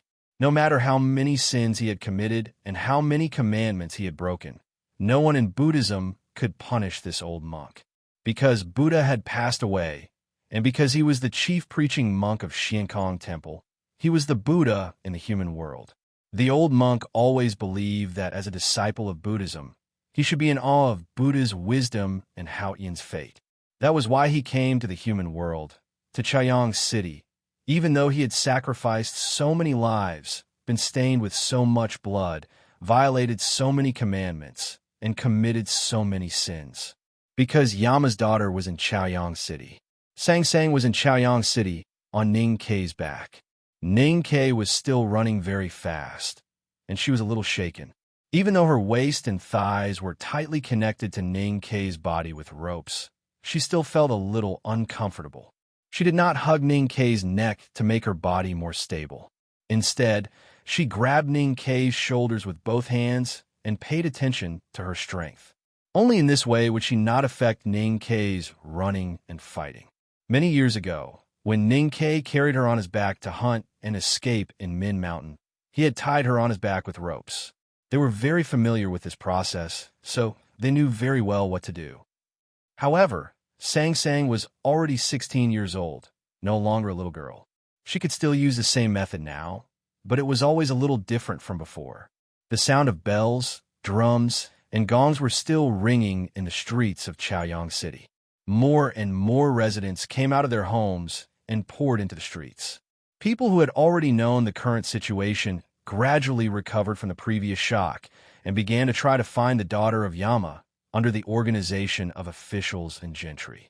Ninkei and Sang Sang were suddenly in the most dangerous situation. No matter where they ran, they would always be seen. When they ran through the alleys, a woman on the second floor who opened the window to dry clothes would see their backs and then scream loudly. When they ran over the eaves, there would always be idlers and beggars who had nothing to do. They would scream and then be attacked by arrows that he was most afraid of. When he broke into a house and tried to find a place to hide for a while, an old woman who was kneeling in front of a Buddha shrine and murmuring prayers with a frightened expression almost fainted. It would be good if she fainted, but the problem was that the old woman had gained strength from the Buddha statue in the Buddha shrine or from the Buddha scriptures. She held an incense burner and threw it at Sang Sang, who was behind Ning Quebec. Her face was twisted like a madwoman. Since the West Hill Divine Palace issued the edict, the Buddhism sect no longer tried to cover up the news of the daughter of Yama. Instead, they began to publicize it. After nearly half a year of propaganda, people in the world had long been afraid of the demoness and hated her to the core. What they most wanted to do was to burn Sang Sang alive. Ning Kei carried Sang Sang back to the street again. Unknowingly, the black crows that had stayed in the small courtyard flew over and kept cawing above their heads. It didn't take long for the cultivators and people in Chaoyang City to discover this fact. Countless people looked at the black crows in the sky and listened to their unpleasant cawing. They shouted and chased after them. Ning Kei could no longer hide his whereabouts. Even a short rest time had left him. He could only run on the street with Sang Sang on his back and kept running in the crowd. There were countless screams of horror on the street. Gradually, some people gathered their courage and tried to stop him. Thus, countless bricks, stones, vegetables, eggs, and even rolling pins were picked up and thrown at the street. In the blink of an eye, the street was rained down. Ning Kei avoided the hard objects that were thrown at Sang Sang, but he couldn't avoid the vegetables and eggs that fell like raindrops. His body suddenly became a mess. The corner of his eye was hit by an inkstone. Although it didn't bleed, it was very painful. Sang Sang lowered her head and leaned on his shoulder with her eyes tightly closed. Her pale face and thin body were covered with egg yolk and white. Although she didn't bleed, she still felt very uncomfortable. To be continued. If you like this work, please come to vote for me. Your support is my greatest motivation. Chapter 628. When Ning Kei was fleeing with Sang Sang on his back and fighting with the human world, he would kill and was not afraid to kill. People said that his 3 views were not right, but he had always been a person without 3 views. He used to be extremely selfish and cold, no matter how gentle and interesting he looked on the outside, but he had been changed a lot by the Academy. However, when he carried Sang Sang on his back, he would become the Ning Kei in Min Mountain because what he carried was what he valued the most. The appearance of a legendary figure like the chief preaching monk was not the most exciting part of today's update, because without spoilers, what I cared about was Ning Kei carrying Sang Sang and fighting with the human world. I was not writing about a hero at the end of his life. It was Su Lo. I was writing about 2 people who were regarded as demons by the human world, and they might really be demons. Because they did not want to die, they ran wildly and killed people intentionally or unintentionally. That was why when Su Lu was fleeing, he was covered with scars, but his heart was firm and he believed that he was right. But when Ning Kei fled with Sang Sang on his back, I felt much sadder. Ning Kei was fine because he was a cold person and he learned to be generous in the academy. The problem was that Sang Sang was on Ning Kei's back on the street at that time, and I, as a fan of Sang Sang, was so sad. I had planned to ask for the monthly votes after a few words, but I ended up writing more. Yesterday's monthly votes were very helpful. Thank you very much. Although I was not born in Brother Pow's family, I would not be a sloppy person. Subjectively, I could not say how good the writing was, but objectively, I would work harder. Sang Sang was on Ning Kei's back, but in fact, everyone had a Sang Sang on their back. Some carried their studies, some carried their families, some carried their lovers, some carried their children, and some carried their desires. As long as it was what you cared about the most, you would work hard for it. Although I had tried several times to carry someone on my back, I did not succeed. This month, the powerful blood-red classmate is staring at our backs. What I have on my back now is the glory of being the first in the monthly votes, or rather, my favorite vanity. So, I will continue to work hard and protect the things on my back with all my might, completely doing my best. On my back was the champion of the annual monthly votes. With everyone's enthusiastic help, we've already shortened the distance between us and wind chimes. Of course, he will definitely try to shake me off again, and I don't want to be shaken off. I want to catch up to him. I hope to be able to close the distance between us to within 1,000 votes, or even less this month. Of course, who wouldn't want to surpass him? Then, in December, we can fight to our heart's content. Please take a look at your account number. If you still have more, please vote for Jiangyi. If Jiangyi has already cast 5 votes, then with deep gratitude, please see if you're willing to vote for Spy, Qing Yunyan, or Vermilion Burr Chronicles. These are also included in the total number of votes. Thank you. Thank you very much. To be continued. If you like this work, please come to Chidian. Come to vote for me. Your support is my greatest motivation. Chapter 629. Chaoyang City was shrouded in clouds. It was cold and not quiet. The sound of bells and gongs was mixed with screams and angry curses. The streets were crowded with people, and debris was flying everywhere. Ning Ke carried Sang Sang on his back and continued running in the rain of rotten vegetables, eggs, and bricks. So this is how the battle with the human world looks like. He thought silently and held the hilt tightly with both hands. Looking at the increasingly dense crowd on the street, he gasped and asked, "Do you feel sad?" He ran hard and breathed quickly, so his voice was slightly trembling and not very loud. It was hard to hear him clearly on the street, full of sirens, curses, and screams. Sang Sang leaned on his shoulder and heard him clearly. She opened her eyes and looked at the frightened and hateful people on both sides of the street. Her pale face was slightly sad, and she hummed. Ning Ke smiled and said, "Those who are sad because of others are good people. We are bad people, so we should be aware of ourselves. We can't be sad." Seeing that the vegetables, eggs, bricks, and inkstones couldn't stop the 2 people on the street, the people of Chaoyang City became more and more angry. Some people even plucked up the courage to stop them. A strong man with a chest full of black hair and unbuttoned clothes ran out of the tea shop in front of them. He roared and opened his arms to hug Ning Ke in the shrill cheers and cheers of the neighbors. Ning Ke didn't stop at all and just bumped into him. With a light sound, the strong man was hit diagonally and fell to the ground like a kite. No one knew how many bones were broken. Ning Ke's speed was not affected by the collision with the strong man, and his expression didn't change. He stepped on the street and continued to run to somewhere in North City. The neighbors gathered around the strong man and found that this man, who used to bully the kind people with his strength but bravely stood up for justice today, was exhaling more than he inhaled. They couldn't help but exclaim and looked at Ning Ke, who had run far away. They stamped their feet and cursed with grief and indignation. The servant of the daughter of Yama was so cruel and cold-blooded. As soon as he turned a corner, Ning Ke saw another 8 or 9 men, led by a village official, blocking the middle of the street with thick straw ropes. They kept shouting to boost their courage. Moderate fear could easily arouse people's anger and courage. In order to catch Sang Sang, many lazy men in Chaoyang City were willing to pay the price of being injured and wanted to be heroes from the people. Ning Ke understood this. He had seen lions being besieged by bulls in the wilderness and knew that he couldn't be soft-hearted at this time. Instead, he had to be cold-blooded and tough in order to intimidate the usually docile but extremely crazy ordinary people. Therefore, he didn't hesitate and directly rushed over with no expression on his face. With a series of crisp sounds, those brave men fell with bones all over their bodies and blood, making the scene extremely bloody.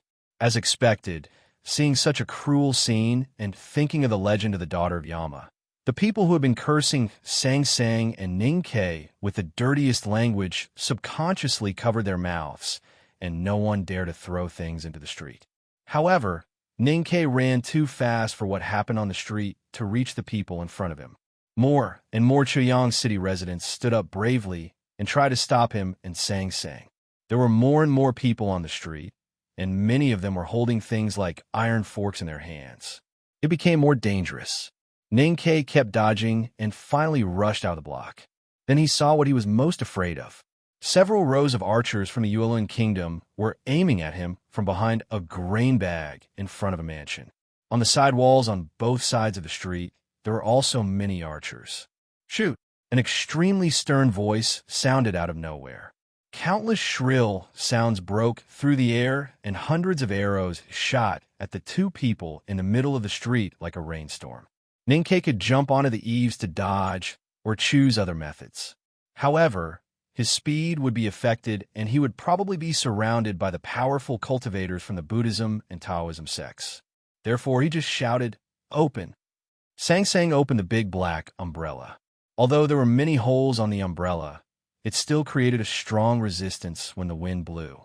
Her body shook a little, and if she was not tied up by the rope, she would probably fall off Ninkei's back. Most of the arrows were shot at Sang on Ninkei's back. It seemed that the Yueluan Kingdom's military had already learned of the weakness of the daughter of Yama from the Buddhism sect. They were especially tough and wanted to kill her in one shot. The rainstorm of arrows fell with a frightening sound. The sharp and hard arrowheads deeply pierced into the walls on both sides of the street or the ground, leaving clear marks on the bluestone floor. However, what made the archers feel confused and panicked was that after the arrows hit the big black umbrella, they could not penetrate at all and were bounced out. They thought in shock, "Is this umbrella made of iron?" The big black umbrella could cover Song's thin body, but could not completely cover Ninkei, especially when dozens of arrows were shot from the front. However, with the strength of his body after cultivating the Great Spirit, as long as it was not the archers who could use heavy bows, he could not be threatened at all. Therefore, except for a few arrows that were about to fly past his face and hit his back, he did not make any dodging movements and continued to rush forward. An arrow shot into Ninkei's chest and then broke off and bounced off. Another arrow shot into his throat, leaving a tiny wound. It was as if the skin had been scraped off, and not even a trace of blood could be seen. The Yueluan Kingdom's archers, who were shocked by the big black umbrella, were even more shocked when they saw this scene. They thought, "Is this person's body also made of iron?" Especially the dozens of archers behind the grain bags in front of the mansion.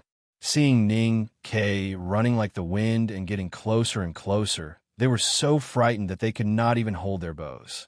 Under the clouds, a dozen black crows cawed from time to time above the street. Under the black crows, Ninkei was running with Sang on his back. Although no one could stop him or even delay him for a moment, he could not get rid of the encirclement of the soldiers and civilians in Chaoyang City. No matter how fast he could not be faster than hundreds of thousands of eyes. In particular, the black crows flying above him and Sang were like guiding lights, pointing the way for the soldiers and civilians in Chaoyang City. No matter where he ran, he would instantly fall into the sea of anger of the people. He was even almost surrounded by the ascetic monks of the Buddhism sect twice. The angry people and cultivators blocked Ninkei and Sang into a smaller and smaller area. The black crows flew above the street to the palace in North City, cawing more and more harshly. The people followed the black crows in the sky to the palace. The cultivators of the Buddhism sect and the Taoism sect also gathered there, ready to end this noisy and tense story there. That's all for today. First, I need to reorganize the later plot. Although I've been organizing it from time to time, this kind of key plot is always needed during the period when my brain is like paste. After midnight, all the key plots are needed, so I need to reorganize the plot more frequently than before. Second, Feng Linger has said that she's going to fight. Today I need to adjust my mind and body, and then I will have a good fight. Tomorrow is Saturday, but I have already taken a vacation before, so I will not rest. For chapters are guaranteed. I'm going to work on the plot now. Have a good weekend, everyone. Have fun watching and reading tomorrow. I will fight for you. To be continued. If you like this work, please come to Chidian. Come to vote for me. Your support is my greatest motivation. Chapter 630. Countless residents of Chaoyang City swarmed around the palace. Looking at the solemn palace and the armored soldiers in front of the palace, the awe deeply rooted in their bones gradually calmed down and stopped moving forward. However, there were too many people. Looking down from the palace walls, it seemed that half of Chaoyang City was soaked in dirty water with fallen leaves. The atmosphere was tense and violent. Thousands of sergeants and hundreds of archers formed several lines of defense in front of the crowd to maintain order. More than 100 ascetic monks and more than a dozen West Hill divine guards looked at the sky with vigilance. No one knew when, but 3 old priests in red from West Hill slowly walked out of the palace, looking solemn. Tens of thousands of people present had chased a dozen black crows here, but they had lost track of the black crows.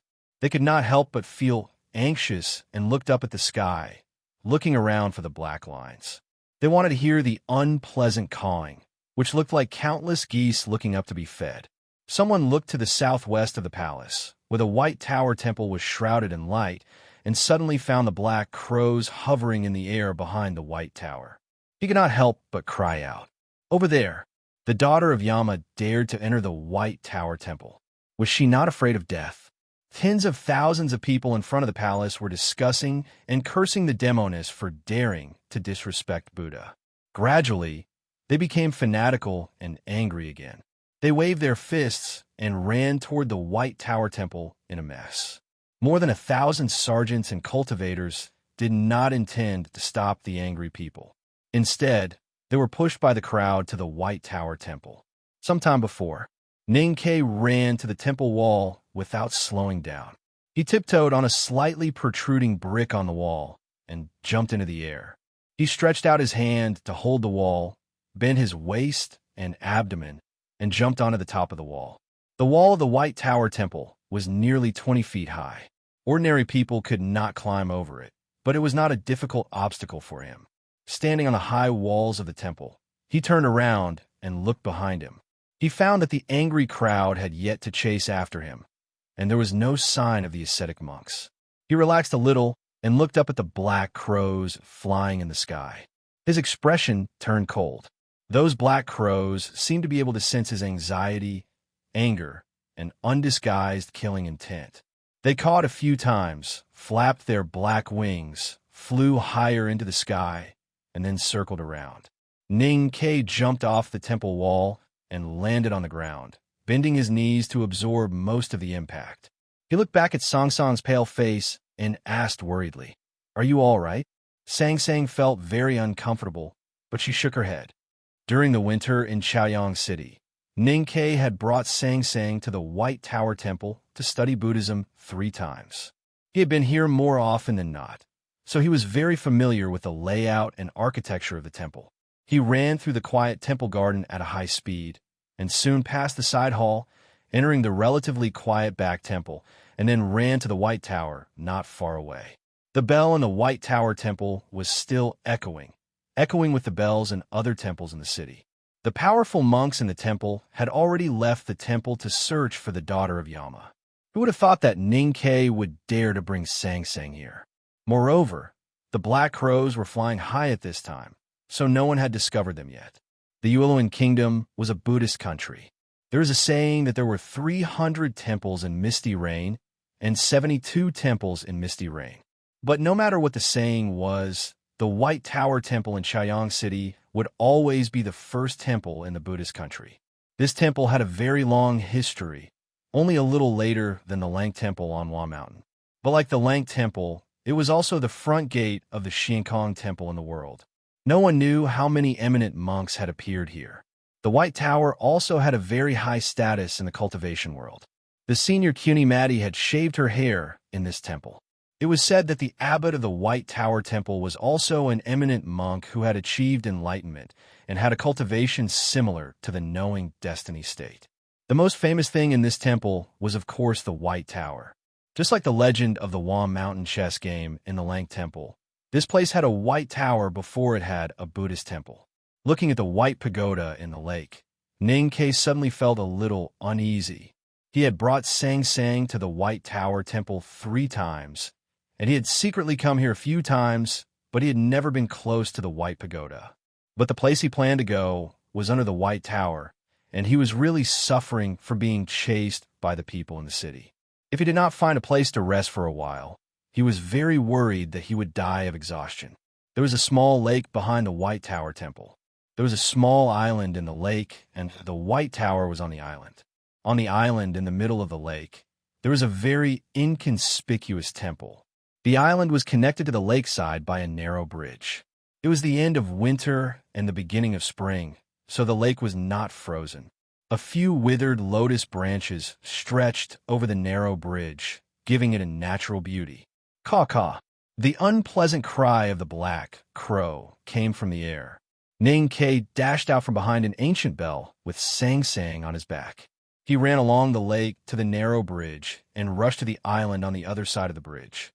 More than a dozen monks walked out of the meditation room, pointing at the black crow flying in the air and discussing in shock. Then they saw Ning Ke on the bridge and could not help but shout in shock. Inside the White Tower temple, there were suddenly countless footsteps. Listening to the shouting of these monks, many people shouted and cursed as they chased to the lake in the back of the temple. Ning Ke knew that he had alarmed the monks in the temple and had been discovered again. He continued to run on the narrow bridge, his feet stepping on the withered lotus branches, and his right hand had already grasped the hilt of his padao. He ran across the narrow bridge, and as soon as he got out of the bridge, he tightened his grip on the hilt of his saber. He unsheathed his padao and slashed forward with a cold glint. With two banging sounds, the two iron staffs were sent flying into the air. There were two ascetic monks from the White Tower temple who had been hiding at the bridge after hearing the shouts, intending to sneak attack Ning Quebec. They did not expect that Ning Ke had already known their position and attacked first. Two extremely deep cuts appeared on the bodies of the ascetic monks, from their faces to their waists. Blood spurted wildly, and they looked extremely miserable. They immediately fell to the ground and died. Ning Ke did not even look at the two ascetic monks. Without pausing, he held the padao and continued to run forward. He broke through the wooden door and broke into the quiet and simple nunnery on the island in the middle of the lake. The windows of the nunnery were covered with a thick veil, and it was dark inside. Suddenly, an extremely sharp sound broke through the air. The chi of heaven and earth in the nunnery suddenly condensed, and an iron staff carrying the condensed chi of heaven and earth smashed towards Ning Ke's head. Using the staff to attract the chi of heaven and earth was so frightening. This person's state was extremely strong, and his psyche power was extremely strong. Moreover, the timing of his attack was extremely ruthless. Even with Ning Ke's ability, it was difficult for him to deal with it if he was caught off guard. However, Ning Ke had long known who was in the nunnery, and that was why he had broken into the nunnery. How could he not be prepared? The padao in his hand swung upwards and heavily struck the iron staff. The first step of the long march. Today's first chapter. Try to finish the next chapter before 10 o'clock. To be continued. If you like this work, please come to vote for me. Your support is my greatest motivation. Chapter 631. Earlier at the bridge, when Ning Ke's padao met with the two ascetic monks' iron staffs, there was a heavy sound of impact. Then the other party's iron staffs were shaken off, and Ning Ke killed them with 2 strokes. At this time in the nunnery, when the padao in his hand met with the iron staff that was whistling through the air, there was a slight sound, like a brush being burned by the flame of an oil lamp. The reason for this was that the cultivation of the person holding the staff was far higher than that of the ascetic monks at the bridge. The iron staff carried the chi of heaven and earth, so it was very fast and stable. Correspondingly, Ning Ke's upward padao was more fierce, so when the two met, the iron staff was not sent flying, but directly broke in the middle. With a swoosh, the iron staff was broken into 2 pieces. The upper half of the iron staff flew past Ning Ke's shoulder, smashing a big hole in the painted roof of the nunnery. The lower half, which had been sharpened by the padao, was held in the person's hand and continued to stab Ning Ke's lower abdomen. With a shrill and bitter cry, The person slapped towards Ning Kei's face. Ning Kei could clearly feel the strong aura of Buddhism on the person's left hand, and he had already sensed that the iron staff that had smashed through the roof was flying back at high speed. At this time, there was a sharp iron staff in front of his lower abdomen, and another iron staff was about to attack his back. In addition to that withered old hand, he was facing 3 enemies, which was very dangerous. But he did not panic. Master Yin Sei had once told him the words of Liu Bai, the sage of sword: a sword can travel thousands of miles, but not even a foot in front of you. Ning Kei, who had started cultivation halfway, was like Yi Hongyu. He knew very well how to defeat these seemingly strong cultivators and what a real battle was. At this time, the Padao's upward momentum had not ended, and it could not return to the front. The 2 iron staffs attacked from the front and back, and the withered hand had arrived. Ning Kei did not hesitate to let go of the hilt in his right hand, and his left hand reached out like lightning, slapping away the half-iron staff that was stabbing towards his lower abdomen. Then, he stepped forward and accurately punched the person's face. With 2 crisp sounds, Ning Kei retracted his body. His right hand grabbed the air and once again held the Padao that had yet to fall. Then, with another 2 sounds, the 2 iron staffs fell to the ground one after another. The man cried out miserably and retreated while covering his face. He had already withdrawn his left hand that was aimed at Ning Quebec. No matter how miraculous the cultivation method was, it still needed to be controlled by the person. As long as the person was defeated, how could the cultivation method continue to be used? However, the battle was not over yet. The thick muslin outside the nunnery window suddenly floated up and then broke into pieces, splitting into countless plain-colored flowers. Because the muslin curtain was extremely thick, those flower braids also seemed a bit plump, but they gave off a suffocating feeling, giving off a strong feeling that if these muslin flowers covered one's face, it would be difficult for one to breathe. The Padao in Ning Kei's right hand trembled in the air at high speed, like countless bolts of lightning, easily smashing the muslin flowers. Then, he leaped lightly and swept into the depths of the nunnery. There was a Buddha's statue in the depths of the nunnery. In front of the Buddha's statue, there was an incense burner, a bell, and 2 futons. On one of the futons sat a young girl, with her back facing the door of the nunnery. On the other futon sat an old woman who was vomiting blood. She was the one who had sneak attacked Ning Kei with the iron staff and was defeated by Ning Kei with 1 punch. The blade broke through the air and landed lightly on the young girl's neck. Ning Kei looked at the young girl's back and said without any emotion on his face, "You too. Long time no see."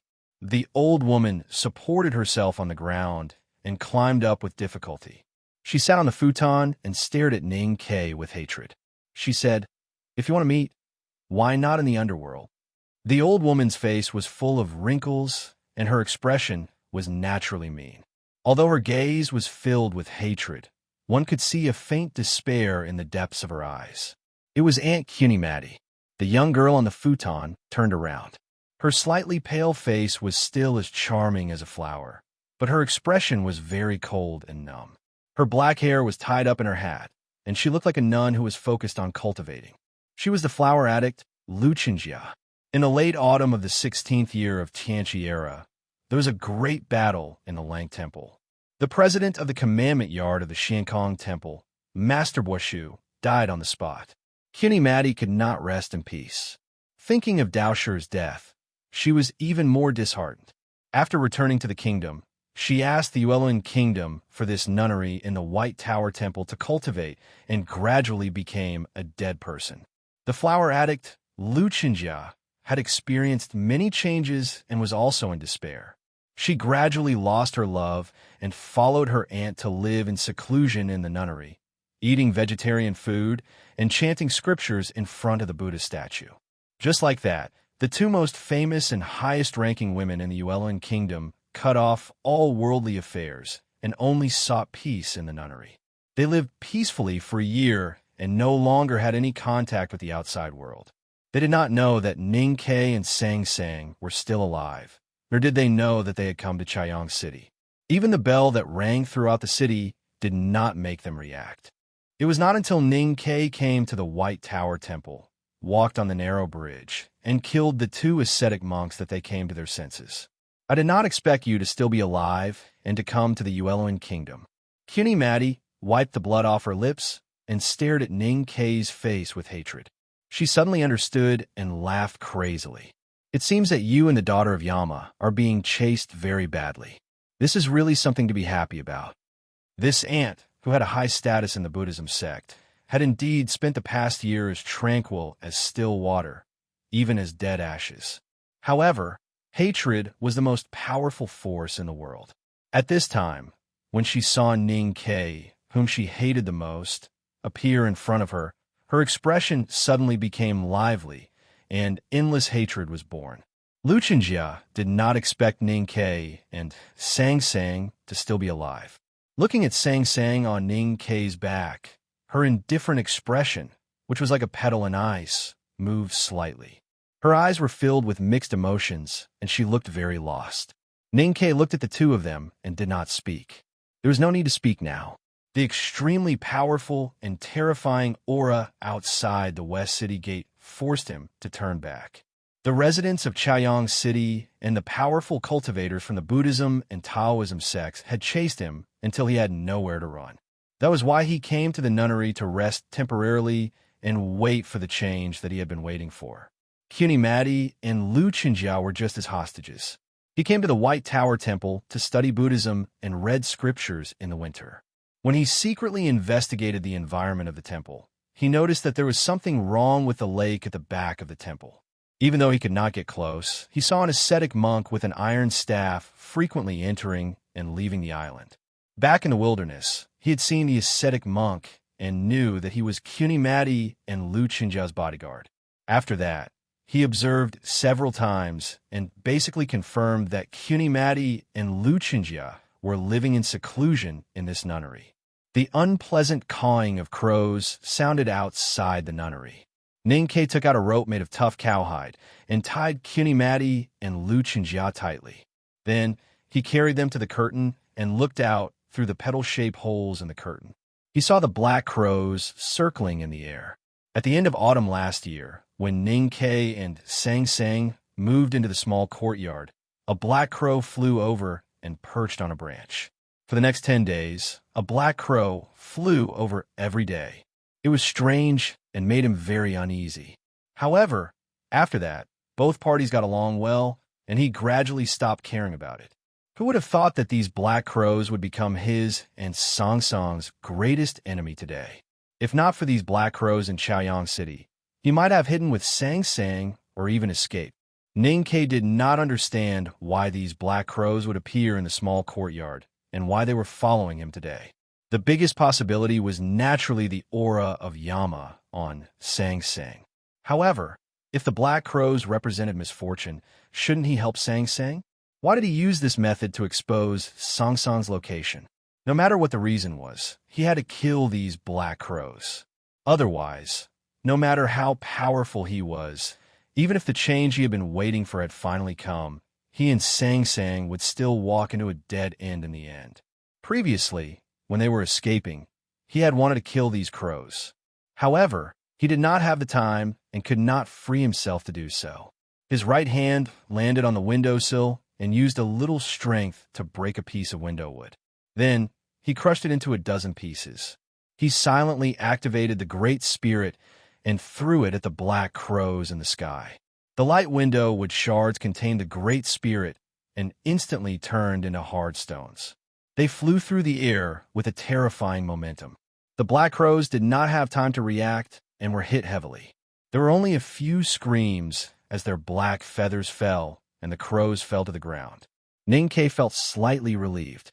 However, what shocked him was that after a while, the unpleasant sounds of crows rang out again around the nunnery. The black crows appeared under the clouds again. Could it be that these black crows could not be killed? There were more and more people in the White Tower Temple. Especially on the shore of the lake behind the temple, there was a dense crowd. Some people were even squeezed into the lake. Countless archers and crossbows appeared around the narrow bridge. More than 100 Buddhism sect disciples and more than a dozen divine guards were vigilantly watching the nunnery on the island in the middle of the lake. Looking from the window of the nunnery to the shore, one could see hundreds of people at a glance. Ninkei knew that there were far more people. There were thousands or even tens of thousands of people behind them. Those people could not wait to rush into the nunnery, bite off his and Song Song's flesh bit by bit, and then burn them with fire. He could not help but frown. I really don't understand why you were so stupid to hide in this place of death. Maddie looked at his back with a mean and sarcastic expression on her face. She said in a hoarse voice, "Do you think that by taking the two of us as hostages, you can let the daughter of Yama go? You are really too naive." Ninkei did not look back and said, "Your voice is very unpleasant, just like those crows in the sky. If you want to see how Sang Sang and I will be torn to pieces, I suggest you shut up now." Maddie laughed and looked very happy. She really wanted to see how Ninkei and Sang Sang would die, so she chose to shut up for now. In the palace not far from the White Tower Temple, the king of Yueluan Kingdom looked at the person covered in blood on the stretcher in front of him. He waved his arms and said sternly, "Commander, do you understand what your decision means? There are two of my closest relatives in the nunnery.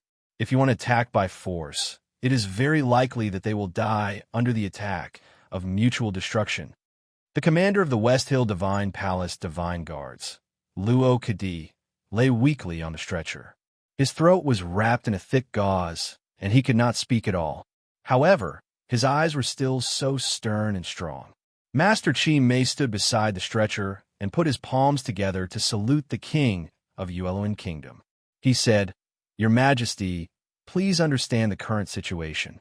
Why did the Buddhist and Taoist sects pay such a high price? Since Ninkei has brought the daughter of Yama into the land of death, we should seize this opportunity." Luo Kadi still could not speak. He could only snort coldly through his nose. Chi Mei said slowly, "In order to save the world, I think everyone is willing to sacrifice their lives. The people of Chaoyang City are all so brave. How can Aunt Chu and Princess Chanjia be cowards?" The king of Yueluan Kingdom's face became extremely gloomy. He clenched his fists, and his eyes began to flicker with uneasiness. He seemed to be struggling and hesitating. The Yueluan Kingdom was a Buddhist kingdom and was deeply influenced by the Buddhism sect. It could even be said that it was directly controlled by them. The West Hill Divine Palace was undoubtedly the most terrifying existence in the world. At this moment, both the Buddhism sect and Taoism sect had expressed their stance. No matter how tough he was, he had no power to stop this terrible thing from happening. The king of Yueluan Kingdom took a deep breath and said slowly, "If that's the case, why not wait a little longer?" In the quiet imperial palace, someone suddenly said something. The person who suddenly spoke up and stopped the king of Yueluan Kingdom from making a decision was someone no one expected. It was not the prime minister of Yueluan Kingdom, nor was it the empress who loved her daughter. It was an old priest in red. He was one of the 3 priests in red who had left the palace earlier. No one knew when he had returned. The priest in red said calmly, "Heaven has the virtue of cherishing life. Since Ninkei and the daughter of Yama have already entered the land of death, why are you in such a hurry?" Luo Kadi, who was lying on the stretcher, was furious when he heard this. He pointed at the priest in red and trembled in anger. However, he could not speak. The other 2 priests in red walked forward and completely ignored Luo Kadi's shocked and doubtful gaze. They looked at the crowd and said expressionlessly, "We have the same opinion. Heaven has the virtue of cherishing life." Chi Mei's expression changed. He could not understand why these priests from the West Hill Divine Palace would say such a thing. Heaven has the virtue of cherishing life. When did Haoyan Taoism become so gentle and compassionate? These priests in red from the West Hill Divine Palace had arrived at Peach Mountain a few days ago. They had the decree of the Hierarch Lord and the Great Divine Priest of Revelation. Therefore, no one suspected them. It was said that these 3 priests in red were all proficient in divine skills. The West Hill Divine Palace was worried that the people of Chaoyang City would suffer heavy casualties, so they specially sent them. Luo Kadi's pupils suddenly shrank as he thought of a possibility. Almost at the same time, Chi Mei thought of it too. He frowned slightly and looked at the three priests in red. He asked, "Which divine hall are you from?" The old priest in red calmly said, "The divine hall of light. That's the second chapter. Try to finish the third chapter before midnight." To be continued. If you like this work, please come to Chidian. Come to vote for me. Your support is my greatest motivation. Chapter 632. In the Quiet Palace. Master Chi Mei quietly looked at the three old priests in red. After a long time, he suddenly said, "The daughter of Yama is not the daughter of light." The old priest in red said slowly, "I don't know what you mean by this. We just think that God has the virtue of cherishing life. Even if she is the daughter of Yama, Hao Yin is willing to give her time to repent." Master Chi Mei was the chief monk of the Hall of Respect of Xiankong Temple. He came from the unknown place. Once he stepped into the human world, he was the most distinguished figure in the Buddhism sect. He could be compared to the three great divine priests of the West Hill Divine Palace. However, this was the world of Hao Yin. Hao Yin Taoism's status was much higher than the Buddhism sect. The three priests in red cultivated the West Hill divine skills and were important figures in the divine hall. Even he could not suppress them. Can your words represent the attitude of the West Hill Divine Palace? Master Chi Mei asked. The old red-robed divine official indifferently said, "Why can't I?" The divine priest of judgment, Yi Hongyu, was not in Chaoyang City. The people from the judicial department were still on their way to Chaoyang City. Several distinguished visiting professors of Haotian Taoism were far away in the Pamir Mountains. At this time, in the palace of the Yueluan Kingdom, the three priests in red had the highest status. Their words could naturally represent the divine hall. Luo Kadi, the only one with a higher status than the red-robed divine officials, was lying on a stretcher with serious injuries. The doubt in his eyes had long been replaced by coldness. However, he could not speak, nor could he stop the three red-robed divine officials. Other than the Tang Empire, all the other countries in the world were secretly controlled by the Taoist and Buddhist sections. However, they were also very powerful. When faced with the pressure from the two sects, the Yueluan Kingdom had no other way. Seeing that the attitude of Haotian Taoism seemed to have changed, he felt slightly relieved and said, "Then let's wait a little longer." Master Chi Mei looked at the three priests in red deeply and turned to walk out of the palace. He had vaguely guessed that this was related to the internal strife of the West Hill Divine Palace. As a master of the Buddhism sect, he did not want to get involved. Moreover, the chief monk was about to arrive. He believed that the three priests in red could not affect the overall situation. On a balcony somewhere in the palace, a red-robed divine priest looked at the dense crowd in the White Tower Temple in the distance and said sadly, "Since the great divine priest was imprisoned, the divine hall of light has been declining day by day. We can't even find a grand cultivator in the knowing destiny state. What can we change in the current situation?" Another red-robed divine priest said sadly, "Even if we don't do anything after saying those words, we have already violated the hierarch's order. I think when we return to Peach Mountain, we will be locked in Yu prison and never see Haotian again." The leading priest in red said coldly, "Back then, the divine priest of light was ambushed and imprisoned in the Yu prison for more than a decade because of his innocence. Our divine hall of light has been living a miserable life for more than a decade. Finally, the great divine priest found a successor in Chong, and City and the Lady of Light reappeared in the world. However, the hierarch and the other two divine halls actually colluded with the Buddhism sect and framed Lady Yama as the daughter of Yama. In the face of such a situation, how can we stand by and do nothing? Senior brother, but if Lady Yama is really the daughter of Yama, what should we do? Light is never wrong, because light represents Haotian. Lady Yama's road to return to the throne is filled with blood and conspiracies. It will be difficult for the divine hall of light to shine again. I think this is Haotian's test for us."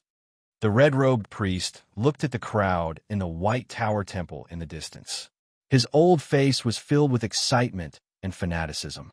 He said, "I've given away all the wealth I've accumulated in the kingdom of Qi for the chance to come to the Yueluan Kingdom.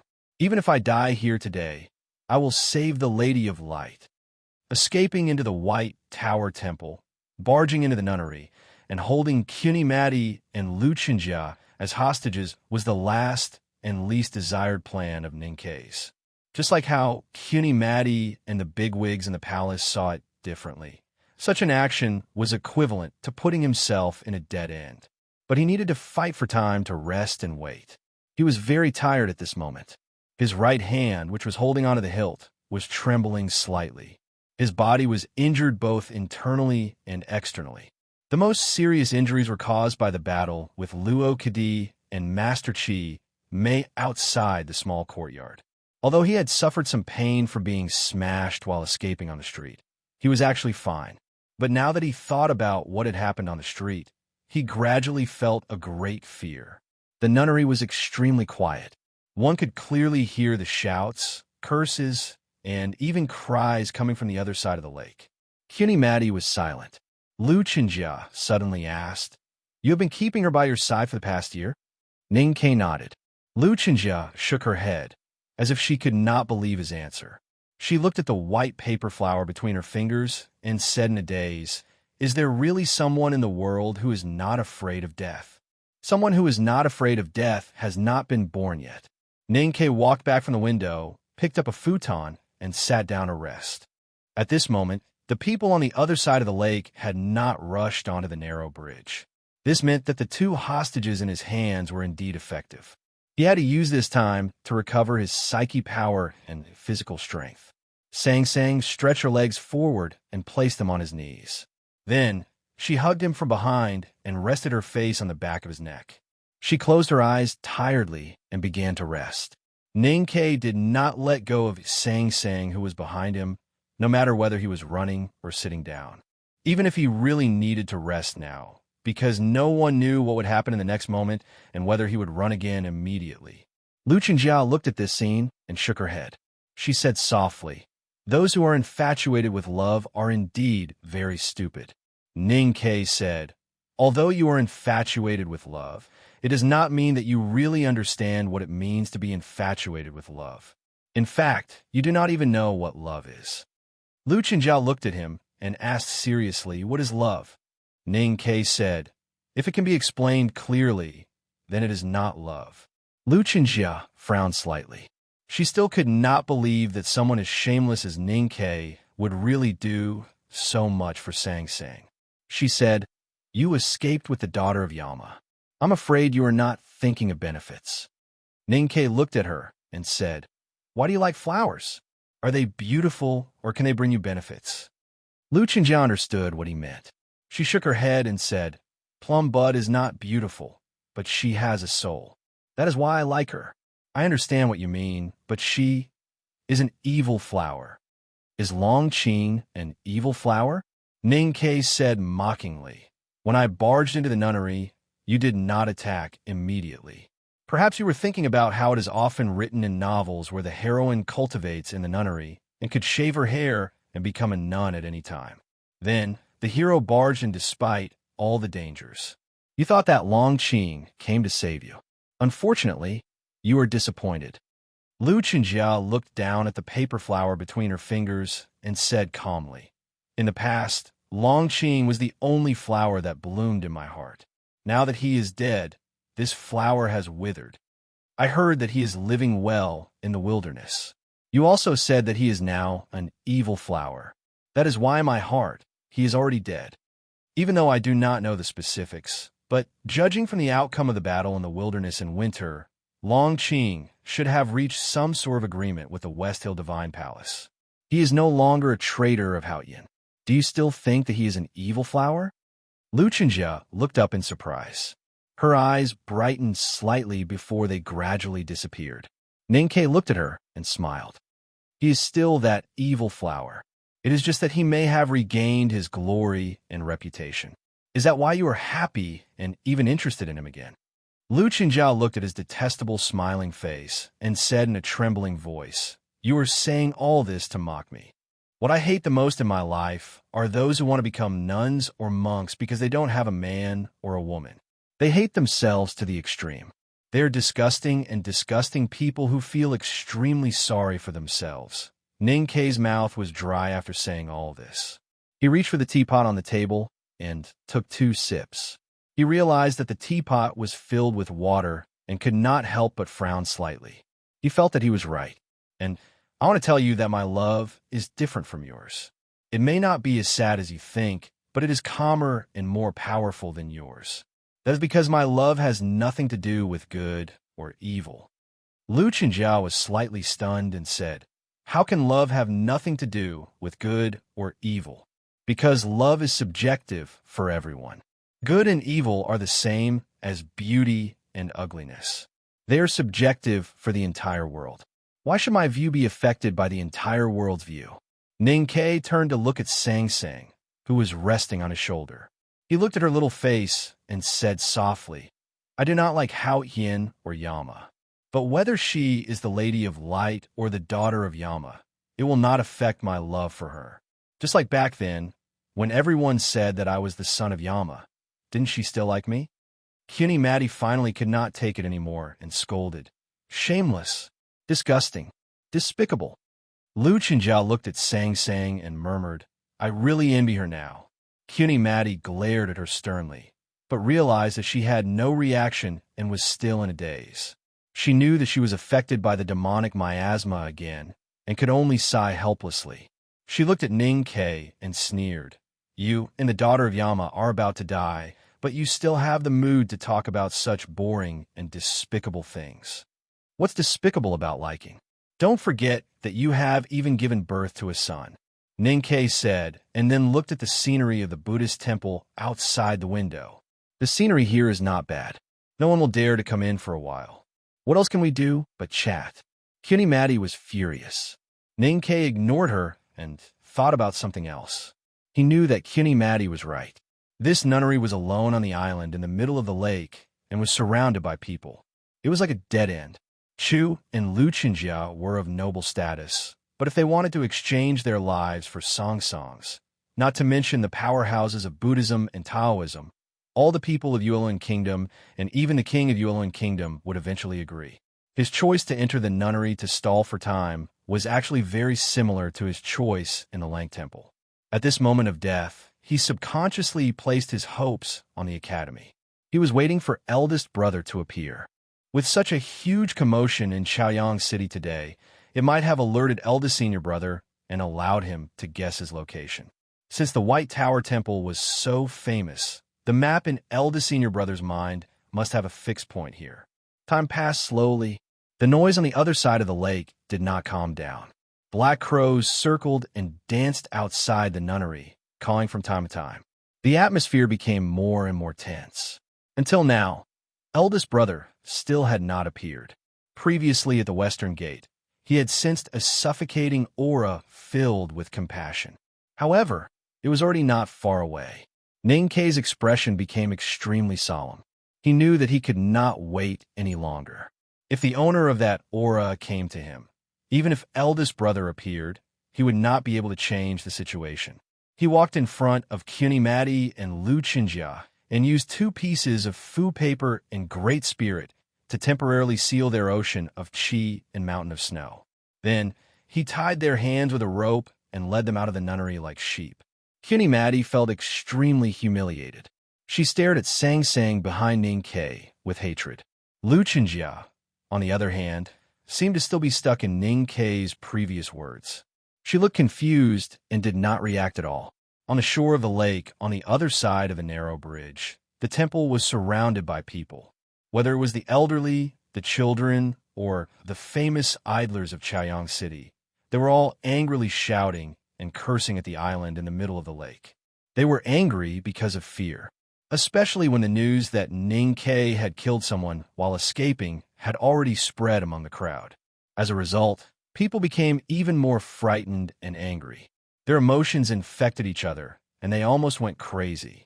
If not for the order from the imperial palace to send dozens of soldiers and a few cultivators to block the entrance of the narrow bridge, there would have been people rushing over the bridge and into the nunnery. Hand over the demoness. Burn her to death. Countless people shouted at the nunnery on the other side of the bridge. Some of the idlers even began to look for large rocks by the lake. They decided to kill Sang Sang with rocks, just like how the barbarians in the wilderness punished adulterers. At this moment, Ning Kei's figure appeared on the other side of the narrow bridge with Sang Sang on his back. Many of the people on the other side of the bridge had only followed the Black Crow all the way here. They had never seen what the daughter of Yama looked like. Even those who had met Ning Kei and Sang Sang before did not see them clearly. At this moment, Ning Kei stood at the end of the bridge with Sang Sang on his back. Everyone could see their faces clearly. The lakeside suddenly fell into silence. The idlers were standing at the end of the bridge, and cursing the most were so scared that they retreated. The crowd behind them pressed back, and the scene was chaotic. Whispers gradually sounded among the crowd. Perhaps to reduce the fear in their hearts, the people next to them began to talk about the two people on the other side of the bridge, regardless of whether they recognized them or not. So the daughter of Yama looks like this. Her face is a little dark. She looks like a demon, but I think her face is white. That's because she's covered with powder. I have good eyesight, but the base is dark. It's really ugly. Who is the person they're holding? Why does he look like Her Highness? Who is the man carrying the demoness? He looks so scary. I heard that he is a guard from the underworld. He is extremely strong. Previously in Huayan Alley, he killed more than 70 people in one breath. Killed by a collision? Yes. More than 70? Yes. I heard that he killed more than 100 people in Jingyang Workshop. That's terrible. Let's go. Don't be a coward. We have tens of thousands of people here. No matter how powerful he is, can he kill all of us? How can we leave at this time? We have to avenge our neighbors. Don't forget that we are saving the world. The third chapter is 4,000 words, so it's a little late. I'll try to finish the next chapter before 1:30. To be continued. If you like this work, please come to Chidian. Come to vote for me. Your support is my biggest motivation. Chapter 633. The discussion on the other side of the lake grew louder and louder. Ning Kei and Sang Sang could hear them clearly. After a moment of silence, he stepped onto the narrow bridge and walked to the other side. Cuny Madi and Lu Chenjiao were forced to follow him. As he walked onto the narrow bridge, the discussion of the crowd by the lake stopped again. It became quiet again. The people at the bridgehead were even more panicked and retreated. Some of them almost fell and were trampled on. Someone shouted in the crowd. Curses and insults were heard again. The people who retreated in shock rushed back to the bridge. Perhaps it was because they felt that their previous silence and retreat was too shameful. This time, they cursed even more filthily and said all kinds of bloody and cruel methods. Those who rushed back to the bridge were even more agitated and almost broke through the line of defense of the Yueluan Kingdom's soldiers and cultivators. Ning Kei heard the filthy words and threats. He ignored them and looked to the southwest of the White Tower Temple. He felt that the powerful aura that frightened him was getting closer. Although the aura was not moving fast and had just arrived from the West Gate, it would eventually arrive as long as it kept moving. Sang Sang held the handle of the big black umbrella tightly. Her face became paler and paler. After a moment of silence, she sensed the current position and speed of the aura. Ning Kei was slightly shocked. He knew that he did not have much time left. He looked at the crowd that was getting closer and closer. He thought that the fanatical people were basically gathered in the White Tower Temple. As long as he could break through them, he and Sang Sang would have a chance to escape Chaoyang City. However, the problem was that it was impossible to count the number of people in the crowd. How could it be easy to break through? Master Qi Mei appeared in front of the narrow bridge. Let the crowd disperse. I will fight with you. Ning Kei looked into the eyes of the high monk of the Xiankong Temple. He ignored the anger of the crowd and said calmly, "If you think that my request is too much, you can let all the cultivators from the Buddhism and Taoism sects fight." Master Qi Mei said, "You know that the crowd cannot disperse now. If you insist on fighting with the Buddhism and Taoism sects here, many people will die." Ning Kei said, "If you don't want to see a bloodbath in Chaoyang City today, then get out of the way. The crowd may not listen to you, but the cultivators and soldiers will." His words were not even a test. He just said it casually and did not think that the other party would agree. However, to his surprise, Master Qi Mei did not hesitate. He waved his hand and signaled the archers in front of the bridgehead to retreat to both sides. At the same time, the West Hill Divine Guards and dozens of monks also made way. Now, the only people standing in front of Ninkei were the masses of ordinary people, who had complicated expressions, panic, and anger. "Even if we make way for you, can you get out?" Master Chi Mei asked calmly. Ninkei was silent and understood the intention of the Buddhism sect. Then, he keenly noticed that a monk had quietly walked into the crowd. Then there was an uproar and angry slogans sounded. If the previous group of people were like the ocean that was filled with energy, the surface of the sea would gently sway, and only a few waves would occasionally appear on the reefs. But now the ocean was beginning to stir up waves until the storm became a disaster. "Kill the daughter of Yama. Don't let them go." The angry shouts of the crowd became louder and louder, more and more concentrated, and more powerful. The atmosphere became more and more chaotic, like a house whose beams and pillars had been cut and could collapse at any time. Master Chi Mei chanted the name of Buddha and said calmly, "Look, it's not that we don't want to make way, but the people don't." Ninkei looked at the middle-aged monk and said, "Second brother's evaluation of the Buddhism sect is indeed right." Master Chi Mei wanted to know how the proud Junimo of the academy thought of the Buddhism sect. He asked, "What did Mr. Second say?" Ninkei said, "Second brother said that all monks should die." Master Chi Mei was a little angry when he heard that. But when he heard the shouts around him and looked at the fanatical faces of the people, a trace of shame appeared on his face. He put his palms together and said nothing. Ninkei carried Sang Sang down the narrow bridge and finally stood on the land on the other side of the lake. In front of him was a dense crowd. It was an endless sea of people. Everyone was glaring at him and shouting angrily. They were holding shovels or stones in their hands. Countless faces entered Ninkei's sight. There were wrinkled faces of old people, childish faces of children, faces of women with makeup, and faces of idlers with muscles. They were all human faces. These human faces were either frightened or angry. Some used anger to cover up their fear, while others used anger to vent their dissatisfaction.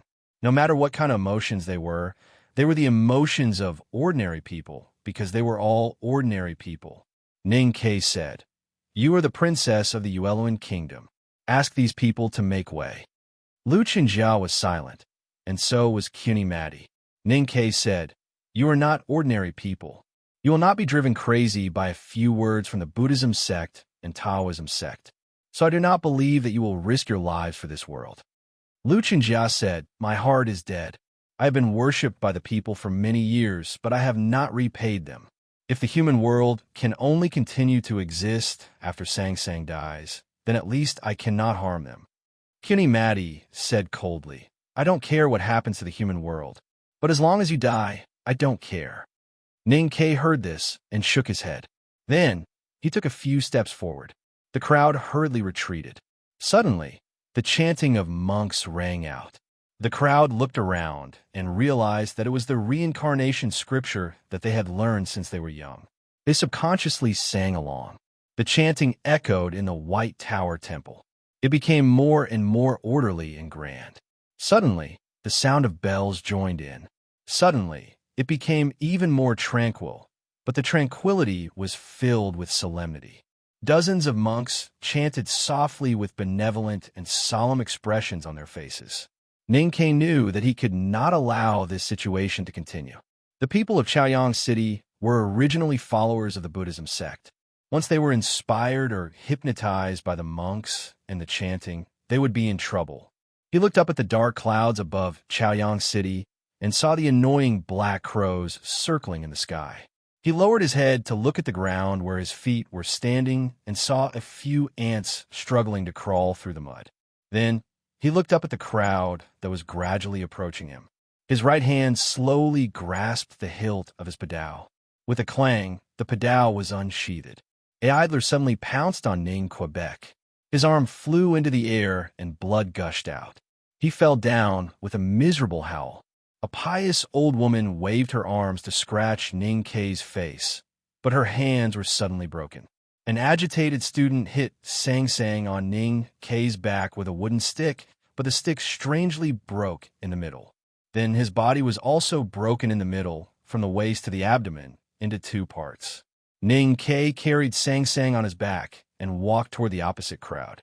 His whole body was stained with dark red blood, but his expression did not change. He was still calm, and even his footsteps were steady.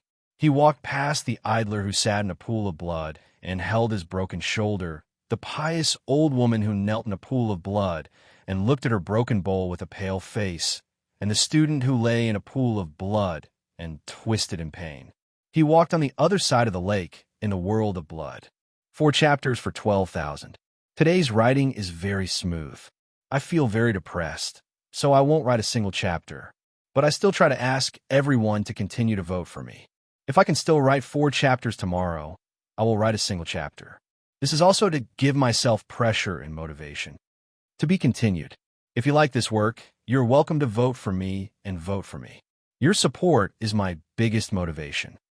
Chapter 634. This chapter is too hard to write. It's too damn hard to write. I'm heartbroken. F***CK. Ask for praise. Ask for encouragement. Ask for encouragement. Ask for encouragement. The next chapter will come out before 12 o'clock. The crowd screamed in horror and retreated. The crowd screamed angrily and rushed forward. Ning K waved the padao in his hand. As long as someone dared to stand in front of him and sang, he would cut them down. More and more blood was sprayed on the ground by the lake. Screams and cries of pain sounded from time to time. Broken limbs fell and organs were cut. The scene looked extremely bloody and cruel. The Buddhism sect intended to turn the lives of ordinary people into heavy iron chains and directly lock Ning K in the White Tower Temple. However, they did not know that Ning K was not the disciple of the academy they imagined. He was not the eldest brother or the second brother. He was never afraid to kill people when he needed to, no matter who they were. Looking at the tragic scene, some ascetic monks could no longer suppress it. They whistled through the air and hit Ning K's head with their staffs. Ning K waved his padao to meet it. His left foot quietly kicked out from under his clothes and hit the ascetic monk's abdomen. The monk was kicked deep into the crowd. Then he shouted and chopped down with both hands. Under the blade were Master Chi Mei's 2 hands. The 7 broken fingers suddenly shone with golden light and then disappeared in an instant. The magnificent power of the flesh Buddha and the majestic Great Spirit in Ning K's body met again. A strong wind surged by the lake. Even the aura of heaven and earth was a little chaotic. The surrounding crowd was shaken down like grass.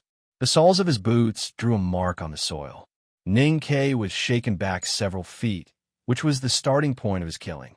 Master Chi Mei's body shook slightly and finally took half a step back.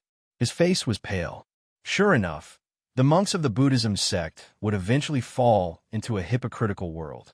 Ning K wiped the blood from the corner of his mouth and quietly looked at Chi Mei, who was not far away. He thought to himself, since you have forced me into the azure state from the beginning, then you should not make a move now. At this moment, he noticed that the West Hill Divine Guards had retreated to the periphery of the crowd. They were not like the monks who glared at him in the crowd. Master Chi Mei looked at Ning K, who was covered in blood, and at the padao in his hand that had killed more than a dozen people. He said, "I didn't think you would really use your padao." Ning K pointed at the corpses on the field with his knife and said, "You should know very well that these people were killed by you. From the moment you ordered these bald donkeys to disperse, everyone who died today was killed by you." He was jolted back to the place where he had first drawn his saber. The student who had been cut in half by him was still alive. He was moaning in a pool of blood, twisting half of his body.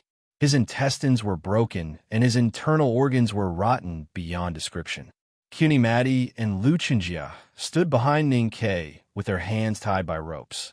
They looked at the bloody scene around them, and their expressions were ugly, especially Luchinjia, whose face was as pale as snow. She looked at the student who only had half a body left on the ground and felt her legs go weak.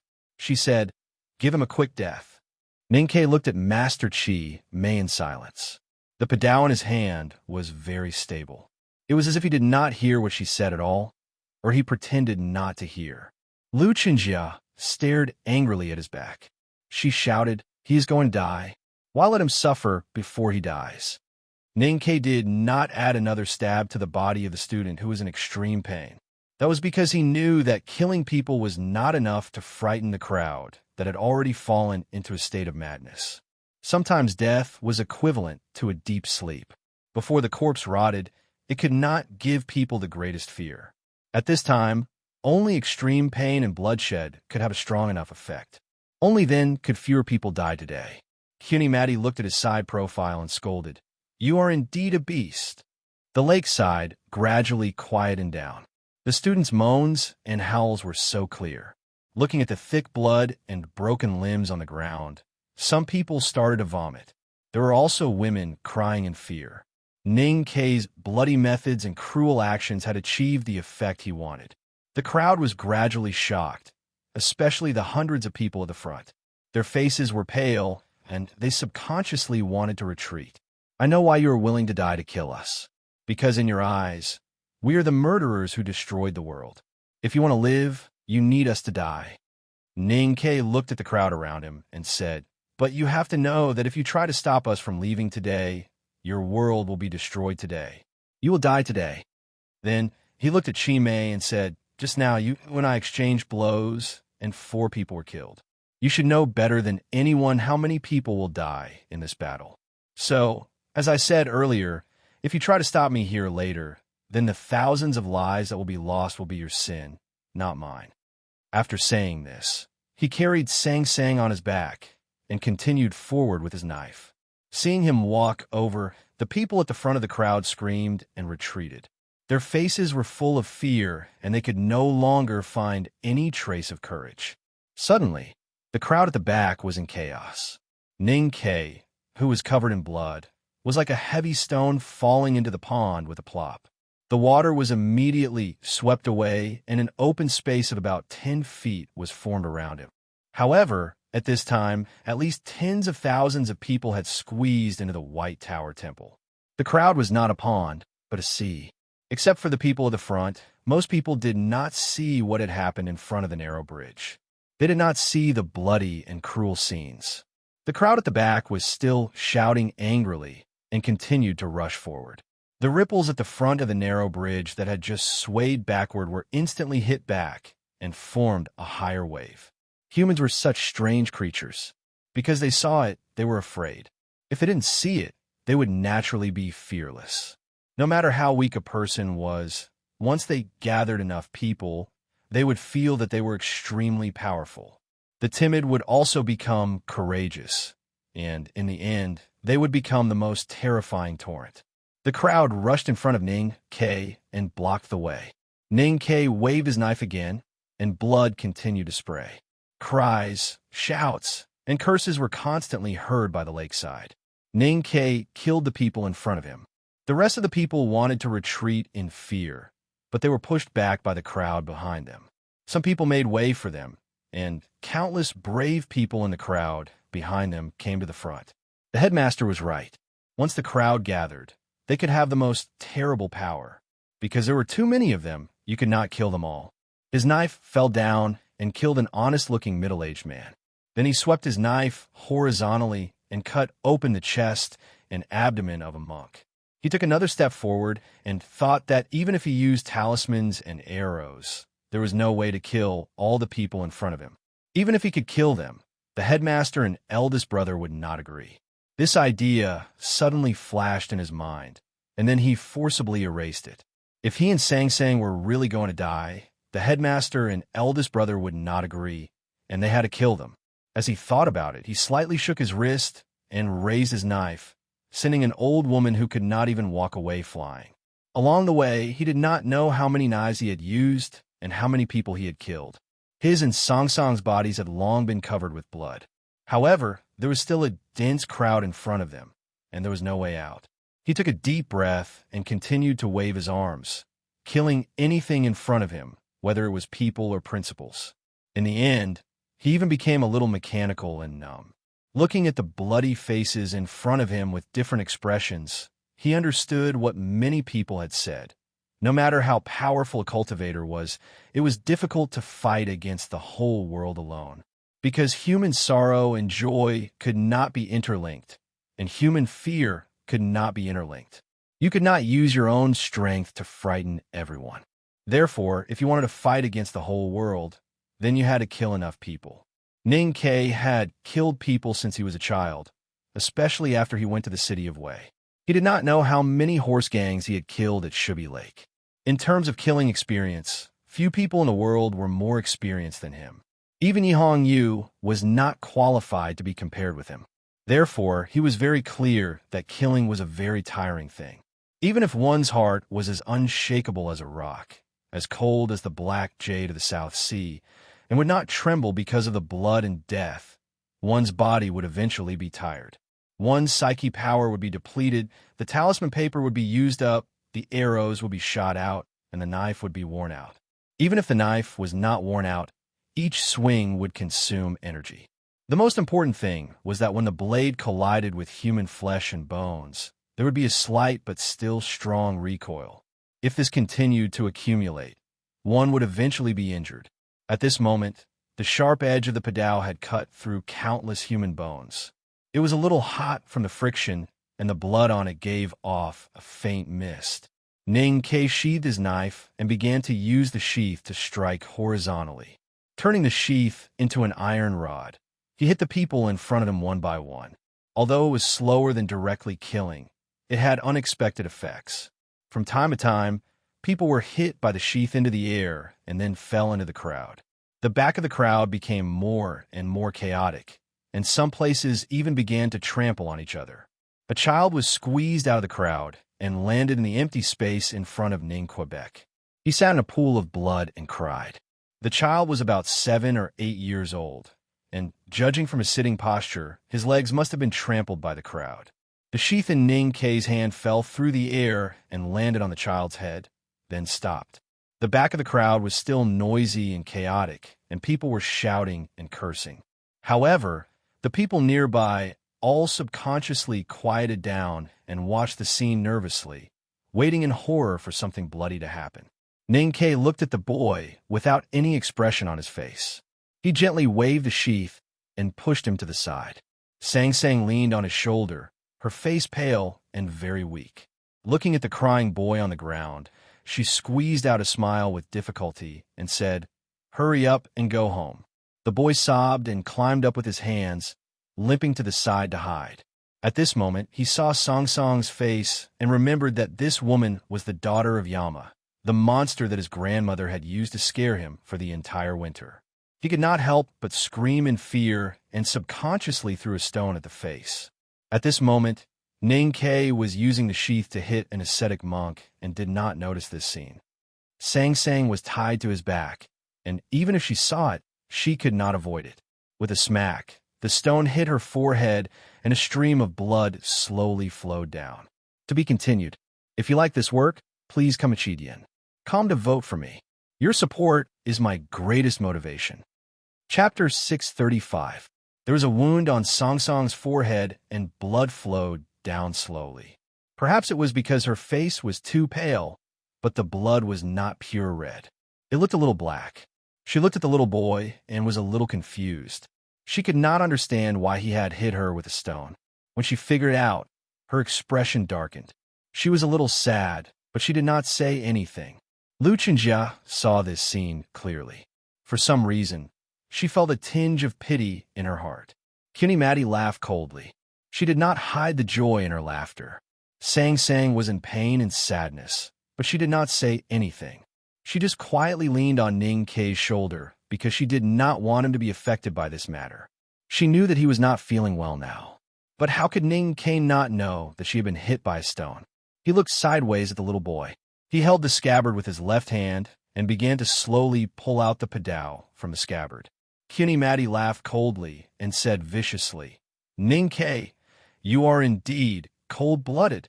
Lu Chenjia's expression changed slightly. She pleaded for the little boy. He is just a child. Ning Ke did not seem to hear them at all. The padao was already half out of the scabbard. He looked at the little boy. There was no expression on his face that was covered in blood. That made him even more terrifying. The little boy cried out again. In the crowd, Master Chi Mei looked at Ning Ke and felt slightly remorseful. He said in a low voice, "Mr. 13, today's siege of the White Tower Temple is the fault of the Buddhism sect. I will bear the responsibility. Please show mercy." At this moment, the little boy was beside Ning Quebec. As long as Ning Ke pulled out his padao, he would definitely die. Even though Chi Mei was a high monk of the Xiankong Temple and had powerful means, he could not stop all this. Ning Ke was forced into a desperate situation today. He had fled here and killed countless people. He was covered in blood, and his state of mind was already numb and cold to the extreme. Not to mention the people present. Even the headmaster of the academy or eldest brother would not be able to stop him from killing the little boy. In the entire world, there was only one person who could stop him under such circumstances. Sang Sang leaned on his shoulder and shook her head. She said tiredly, "No." Ning Ke's hand holding the hilt slightly stiffened. Many years ago, they worked together to kill their grandfather in the depths of Min Mountain. Before they left the hunting house, Sang Sang, who was still a little girl, asked him to let go of the 2 little rock goats, which were very precious food for them at that time. The story of the past seemed to be repeating itself today. Ning Ke sheathed the knife and used the tip of the scabbard to fling the boy, who was still crying in fear, to the back of the crowd. There were many corpses lying on the lakeside, and there were also many seriously injured people groaning and wailing in pools of blood. Ning Ke looked at the temple wall in the distance and realized that after killing so many people, he had only walked a few hundred feet. If he wanted to leave, he still had a long way to go. How many more people would he have to kill? He suddenly felt tired and lowered his head. Sang Sang held her sleeves with her fingers and gently wiped the blood off his face. Ning Ke raised his head, untied the rope on his arm, and continued to walk forward. Kunimati and Lu Chenjia did not know why he would let them go and stood rooted to the ground. Something very strange happened at this moment. Ning Ke walked forward, and the people in front of him gradually parted and became very quiet. The silence spread faster than the fear. The noise and curses at the back of the crowd also gradually stopped. Even the monks of the Buddhism sect fell into silence. They did not continue chanting or chanting Buddhist scriptures. The raging crowd in the White Tower Temple gradually calmed down. No one could understand what had caused the current silence. Ning Ke could not understand it. Master Chi Mei could not understand it. Kunimati could not understand it. And if Hao Ian was looking down on the world, he probably could not understand it either. Because of fear, so they were angry. Ning Ke was tired now, and the fear of the people seemed to have lessened, so they were no longer as angry as before. Or had he killed enough people, so the crowd was intimidated? Or was it because he had been killing people, so people wanted to kill him, now that he had stopped killing? So people were not willing to risk their lives to charge forward and kill him? Ning Ke walked through the pool of blood and looked at the faces of the dead and injured. Then he raised his head and looked at the faces of the countless people in the crowd. Those faces were very ordinary and could not be found in the streets of Chaoyang City. However, these faces all had their own happiness, anger, sorrow, and joy. They all had their own stories, and many of their stories would end today. The crowd gradually parted in front of him, like the sea parting to form a passage. Ning Ke carried Sang Sang on his back and walked through the crowd tiredly. Blood dripped down from his hair. The earlier blood had already coagulated, and his hair stuck together. He looked very pathetic. Looking at him and the daughter of Yama on his back, the expressions on the people's faces were very complicated. Most of their faces were filled with fear, half of their faces were mixed with joy, and a few of their faces were still filled with anger. However, no matter how different their emotions were, they all looked at Ning Ke in the same way. It was the way they looked at an alien. In the eyes of the people, Ning Ke, who was covered in blood, was a devil, a guard of the underworld, and a cold and fierce beast. But in short, he was not a human. There was dead silence in the White Tower Temple, and only the sound of Ning Ke's footsteps could be heard. Countless people looked at him silently, still holding the shovels and bricks in their hands. Their eyes were filled with hatred and anger, and their slightly leaning back bodies exposed the extreme fear in their hearts. All of this combined into absolute indifference. The crowd gradually parted like the sea. It was not to welcome him, but to send him thousands of miles away. It was like a flock of sheep in the wilderness, sending away a sheep that had learned to eat sheep and eventually turned into a wolf. This was probably the feeling of being abandoned by the whole world. Ninkei wiped his blood-stained hands on his clothes. Then he reached out to his shoulder and gently patted Song Song's little face. That powerful aura was approaching.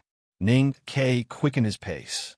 According to Song Song's previous calculation, it was still not too late. As long as the crowd in front of him did not continue to attack him, and Master Chi Mei obviously had no intention of attacking. Kunimati looked at the figure in front of her that was getting farther and farther away. Her body suddenly trembled violently, and the look of hatred on her face became more and more serious, even a little crazy. She was different from Master Chi Mei and the people present. She never cared whether Sang Sang was the daughter of Yama or not. She just wanted Ninkei to die and avenge her man and son. In the nunnery, the talisman intent that Ninkei had patted on her body had gradually dissipated. Her psyche power and cultivation had returned to her body. She shouted and suddenly rushed forward. She hit Sang Sang behind Ninkei with her palm. I'm really tired. The number of chapters in the previous chapter is wrong. I'll try to finish the third chapter before 1:30. If you like this work, please come Chidian. Come to vote for me. Your support is my greatest motivation. Chapter 636. Kunimati was at the peak of the see-through realm. She had cultivated for countless years, and her skills were extremely profound. She was very experienced and had a great reputation in the cultivation world. However, compared with Ninkei, she was nothing. Moreover, her natal iron staff had been broken by Ninkei in the nunnery. What would she do now with her bare hands? Sensing the sudden change of the aura of heaven and earth behind him, Ninkei lifted his right hand that was holding the hilt. With a clang, the padao was unsheathed. Then, like a flash of lightning, it pierced through his armpit and deeply into Kunimati's lower abdomen. Kunimati's face was pale. She slowly sat down on the ground, but her hands were tightly holding the padao. There was an extremely crazy smile on her face, as if she did not care that the blade was cutting her fingers. In Ninkei's understanding, this aunt, who had a very high status in the Buddhism sect, was ruthless, shameless, and cowardly. He did not understand why she still wanted to sneak attack him after he let her go. He asked why. Kunimati coughed up blood and said with a smile, "Because I want you to die." Ninkei thought for a while and understood the old woman's intention. He pushed the padao forward with his right hand. The blade cut off several of the old woman's fingers and penetrated her body, bursting out a spray of blood. He had killed too many people today. He was numb, tired, and even a little sick. Therefore, he did not want to kill anymore. However, it did not mean that he did not dare to or could not kill. Kunimati cried out in pain and slowly closed her eyes. Her body was still hanging on the blade, and she died. Many years ago, in the palace of the wilderness, Ninkei saw this woman for the first time. From that day on, the story of resentment began. He had never suffered a loss in front of this old woman, no matter in terms of seniority in the cultivation world or the rapid improvement of his strength. However, at that time, how could he have imagined that one day he could kill this old woman with a casual strike? Over the years, he occasionally thought that he could use Kunimati's name to humiliate her when they met again in the mountains and rivers. He would shout, "Fuck you," in a heroic manner and then do whatever he wanted. However, after today, whether he regretted it or not, he would never have this chance again. He pulled out his padao and looked at Kunimati's body. He remembered that her family was killed by him. He thought silently, "I hope your family can reunite, whether in the underworld or the pure land created by Buddha." Chime walked out of the crowd and looked at Kunimati, who was lying in a pool of blood. He put his palms together and said in a trembling voice, "Buddha is merciful." Lu Chenjiao walked over slowly and knelt beside Kunimati. She reached out and pulled her into her arms.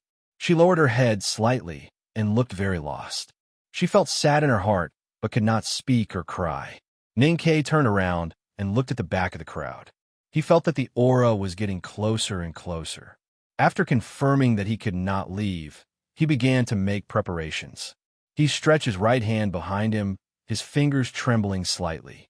A carriage slowly entered the White Tower Temple and came to the back of the crowd. The 16 horses pulling the carriage were so tired that they were foaming at the mouth. They were about to die from exhaustion. An old monk wearing a bamboo hat and holding a monk's staff walked down from the carriage. When his right foot landed on the ground, the carriage made of stainless steel bounced half a foot off the ground. The old monk held a monk's staff and walked slowly towards the White Tower at the back of the temple, accompanied by dozens of ascetic monks. The White Tower Temple was filled with people. They looked at the scene curiously and bowed politely. They guessed the identity of the old monk, and gradually, a piece of news spread among the crowd. Yueluan Kingdom was a Buddhist country, and the people of Chaoyang City were all believers of the Buddhist sect. When they suddenly knew that the chief preaching monk of Xiankong Temple, a living Buddha, had come to the human world, they could not help but be shocked speechless. They all made way and knelt on both sides. They kowtowed excitedly and looked very pious. After a while, the ground was covered with bloodstains. Wherever the old monk walked slowly, the crowd gradually parted like waves, revealing the sand at the bottom of the sea. The wind came from a lake, and the old monk's kasaya danced in the wind, as if he was walking in the middle of the sea. At the other end of the crowd, Ninkei held a knife and killed people. He also forcibly carved out a bloody path in the crowd. The two paths with different meanings extended opposite each other and finally met. The two paths finally met, and the crowd was divided into two sides. The middle was connected, and they looked at each other. The old monk saw the young man bathed in blood, the daughter of Yama on his back, and him drawing the bow. Ninkei looked at the old monk in the kasaya and saw the monk's staff in his hand. The old monk looked at him and smiled. He slowly put down the monk's staff. Ninkei's fingers loosened slightly, and the bowstring bounced back. After killing Kunimati, Ninkei knew that he could not avoid the strong aura. So he reached behind him, not to comfort Sang Sang, but to take the iron bow from her. When the crowd gradually parted, he had already drawn the iron bow and kept aiming in that direction with the arrowhead. Ninkei's hand was very steady, just like his state of mind. He knew that he was facing the most powerful enemy he had ever met in his life. So he did not hesitate, nor did he hope to use any tactics. He used his most powerful weapon right away. With a buzz, the bowstring vibrated violently. A white turbulence appeared at the end of the iron arrow and then suddenly disappeared. The next moment, the iron arrow was dozens of feet away in front of the old monk. Ninkei did not say a word, nor did his expression change. He did not ask who the other party was or why he was here. He did not plead for mercy, nor did he shout angrily. He did not mention the academy, Taoism, or Buddhism. No matter who he was, he would shoot him first. The tens of thousands of people in the White Tower Temple, the ascetic monks from the Xiankong Temple, the people from the West Hill Divine Palace, and the officials of the Yueluan Kingdom did not expect the battle to start so suddenly. Because it was so sudden, it was chilling. Ninkei keenly noticed that when he released the bowstring, the old monk wearing the bamboo hat still did not react. He could not help but feel a little confused. No matter how powerful a cultivator was, they would not dare to ignore the primordial 13 arrows, which are the combination of the Academy's wisdom and the Tang Empire's resources. In past battles, the powerhouses who had received Ninkei's iron arrows had only vaguely sensed the ominous signs before Ninkei shot the arrow and had to respond in advance. Regardless of whether it was Yi Hongyu's clever calculations, Long Qing's black natal peach, or Luo Kadi's collapsing mountain, they all did the same. Because this was the only way to defeat the absolute speed represented by the primordial 13 arrows. However, the old monk did not do anything. Ninkei was slightly excited because he believed that even the Sage of Sword, Liu Bai, could not stand still and let him shoot an arrow. Even eldest brother had to move in advance. However, He was slightly cautious because he believed that this old monk was definitely the most powerful enemy he had ever met. How could not do anything and let himself be shot to death? The excitement and vigilance turned into uneasiness and finally into confusion. No matter what kind of emotion it was actually only a matter of a moment. It was much shorter than the moment mentioned by the Buddhism sect. In that extremely short period of time, what happened left Ninkei with only one emotion left in his mind. That was shock, extreme shock. Other than shock, there were no other thoughts. With a swoosh, the iron arrow shot into the old monk's heart. The sharp arrowhead did not enter the old monk's body. It was as if the iron arrow had hit a steel plate. Then, the hard body of the arrow suddenly bent. There was a dull sound of impact. The strong wind blew in all directions, and the old monk's kasaya danced in the wind. The iron arrow that had shot into his chest fell like a piece of straw trying to pierce through ice. It fell in front of the old monk's feet and made a crisp sound. The old monk's kasaya no longer danced in the wind. A piece of cloth fell from the old monk's chest. It looked like a withered leaf. This was all the damage that the primordial 13 arrows could cause. The primordial 13 arrows were powerful enough to break mountains and stones. Even if it shot a real steel plate, it could easily pierce through it. However, at this moment, it could not pierce through the old monk's body. Looking at this unbelievable scene, Ninkei's left hand that was holding the iron bow trembled slightly. When he was fleeing to the west gate with Sang Sang on his back, he had already vaguely guessed who it was when he sensed the strong aura. However, he did not want his speculation to shake his fighting spirit. Therefore, when the crowd gradually dispersed and he saw the old monk, he shot the primordial 13 arrows. However, the final result proved that no matter how strong his fighting spirit was, no matter how decisive he was, and no matter how much he did not think about the identity of the other party, it was all meaningless in the face of the absolute difference in strength. Everyone in the White Tower Temple had already knelt on the ground and kowtowed to the old monk. In the hearts of the Ulan people, this old monk was Buddha. The scene of the old monk taking the arrow with his body made them even more awestruck and excited. Ninkei looked at the old monk and kept silent for a long time. Then he said in a slightly hoarse voice, "The Shinkong Temple is an unknown place, and the chief preaching monk is the current Buddha. I really did not expect that you would step into the mortal world." The chief preaching monk of the Shinkong Temple was naturally the most powerful person in the Buddhism sect. His status in the cultivation world was similar to that of the abbey dean of the Jisho Abbey and the headmaster of the academy. Ninkei could not deal with such a person personally. The chief preaching monk looked at Sang Sang on Ninkei's back and said slowly, "The daughter of Yama has appeared in the human world.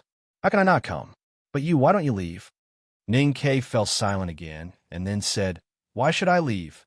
The chief preaching monk looked at the ground, full of corpses and endless blood behind Ninkei, and asked with a slightly pitiful expression, "The world is innocent. Why should they suffer so much? Your actions are fruitless. Why are you so cruel?" Ninkei looked at the terrible old monk and suppressed the fear in his heart with a very strong will. He said, "Master, you are wrong. I am not cruel enough. Otherwise, I would have found my own cause and effect. When I killed people, I killed the old and the women, but I hesitated when I killed the children. Otherwise, I would have left by now." The chief preaching monk sighed and said, "It is said that you have joined the devil. Now it seems that not only your cultivation, but your heart has also joined the devil. In that case, I will send you back. The next chapter will be written later because I am tired now. I am afraid that there will be problems with what I write. So write slowly and carefully. To be continued. If you like this work, please come to Chidian. Come to vote for me. Your support is my greatest motivation." Chapter 637. Ninkei had confirmed two important facts from these two simple sentences. The old monk with an unfathomable state was indeed the chief preaching monk of Shinkong Temple, and the old monk was about to kill him and Sang Sang. In the face of such a serious situation, he had no time to think about the power gap between him and the chief preaching monk. He didn't even think about it. With what little courage and determination he had left, he launched an attack. The great spirit in his body gushed out, and his right foot stepped on the hard ground, leaving a stone pit. His body turned into a shadow and instantly rushed to the front of the chief preaching monk. He raised the padao with both hands and chopped at the chief preaching monk's head with a blazing Hao-Yin divine flame, as if he was going to incinerate all the dark clouds in the sky. The hard and heavy padao fiercely chopped the bamboo hat on the chief preaching monk's head, making a loud, buzzing sound. It was like chopping an ancient bell, and a melodious bell reverberated. The bamboo hat was instantly smashed into dust, splashing everywhere. The chief preaching monk's bald head could be vaguely seen. However, the chief preaching monk's expression didn't change, and even his silver-white eyebrows didn't tremble at all. Ning Kei's hands holding the hilt trembled again, but his movements didn't slow down at all. With a loud shout, the padao chopped down again with Hao-Yin divine flame. It fell like a storm, and in a flash, it chopped the chief preaching monk 17 times. Each time it fell in a different position, but it was all so fierce and tough. The first stroke that burned the sky and broke the mountain was the most powerful one Ning Kei had ever used in his life. It was many times more powerful than the one he used to blind Lu Yiqing at the side gate of the academy. At this time, he chopped 17 times in a row, which was the most exquisite bladesmanship he could perform. If not for the strong fear, he wouldn't be able to perform it at his current state. However, whether it was the most powerful stroke or the most exquisite bladesmanship, they all lost their meaning in the face of this silent and calm old monk. How could he hurt someone if he couldn't even cut off an eyebrow? When the padao ended, the bamboo hat on the chief preaching monk was still splashing around. His kasaya was cut into countless pieces by the blade, but it didn't have time to fall. Like a ghost, Ning Kei retreated dozens of feet and returned to his previous position. His face was pale. Another breeze came from the lake. The robe on the chief monk of scripture slowly floated up like a butterfly, revealing his naked body. Then, a disciple helped him change into new clothes. At this time, the tens of thousands of believers in the temple were kneeling on the ground and kowtowing piously. No one noticed this scene. But Ning Kei could see clearly that there was not even a trace of a knife wound on the old body of the chief preaching monk. He could not help but feel a chill in his body and mind. He thought of what Chi Mei had said in front of the small courtyard. There are thousands of Buddhist teachings in the Buddhist sect, but they don't deviate from the main principle. What we cultivate is to enter Buddhism through meditation and become a Buddha through the body. Both our bodies and minds are indestructible, and I have already cultivated to become a Buddha through the body. After the battle in the small courtyard, Ning Kei was very clear about the strength and terrifying recovery ability of Chi Mei's body. He was just a disciple of the chief preaching monk and had only cultivated his body to the level of Buddha. The chief preaching monk of the Shinkong temple could not be pierced by the primordial 13 arrows, nor could the padao, with Hao-Yin divine light, leave a mark on him. Obviously, he had reached the supreme state of Buddhism where his body and mind were both indestructible. What was indestructible? It was indestructible no matter how hard he was hit. Then how could he fight this battle? Ning Kei never knew how to write the word despair, but today he seemed to finally understand the strokes of this word. The chief preaching monk changed into a new kasaya and then raised his head. He looked at Ning Kei, who was dozens of feet away, with a calm expression, and slowly put down the staff in his hand. Previously, the staff in his hand had been falling, but Ning Kei's movements were too fast and his movements were too slow. Therefore, the staff had not fallen to the ground even after Ning Kei had slashed 18 times. Until then, the tip of the staff finally touched the ground. The tip of the staff made a clear sound like a bell.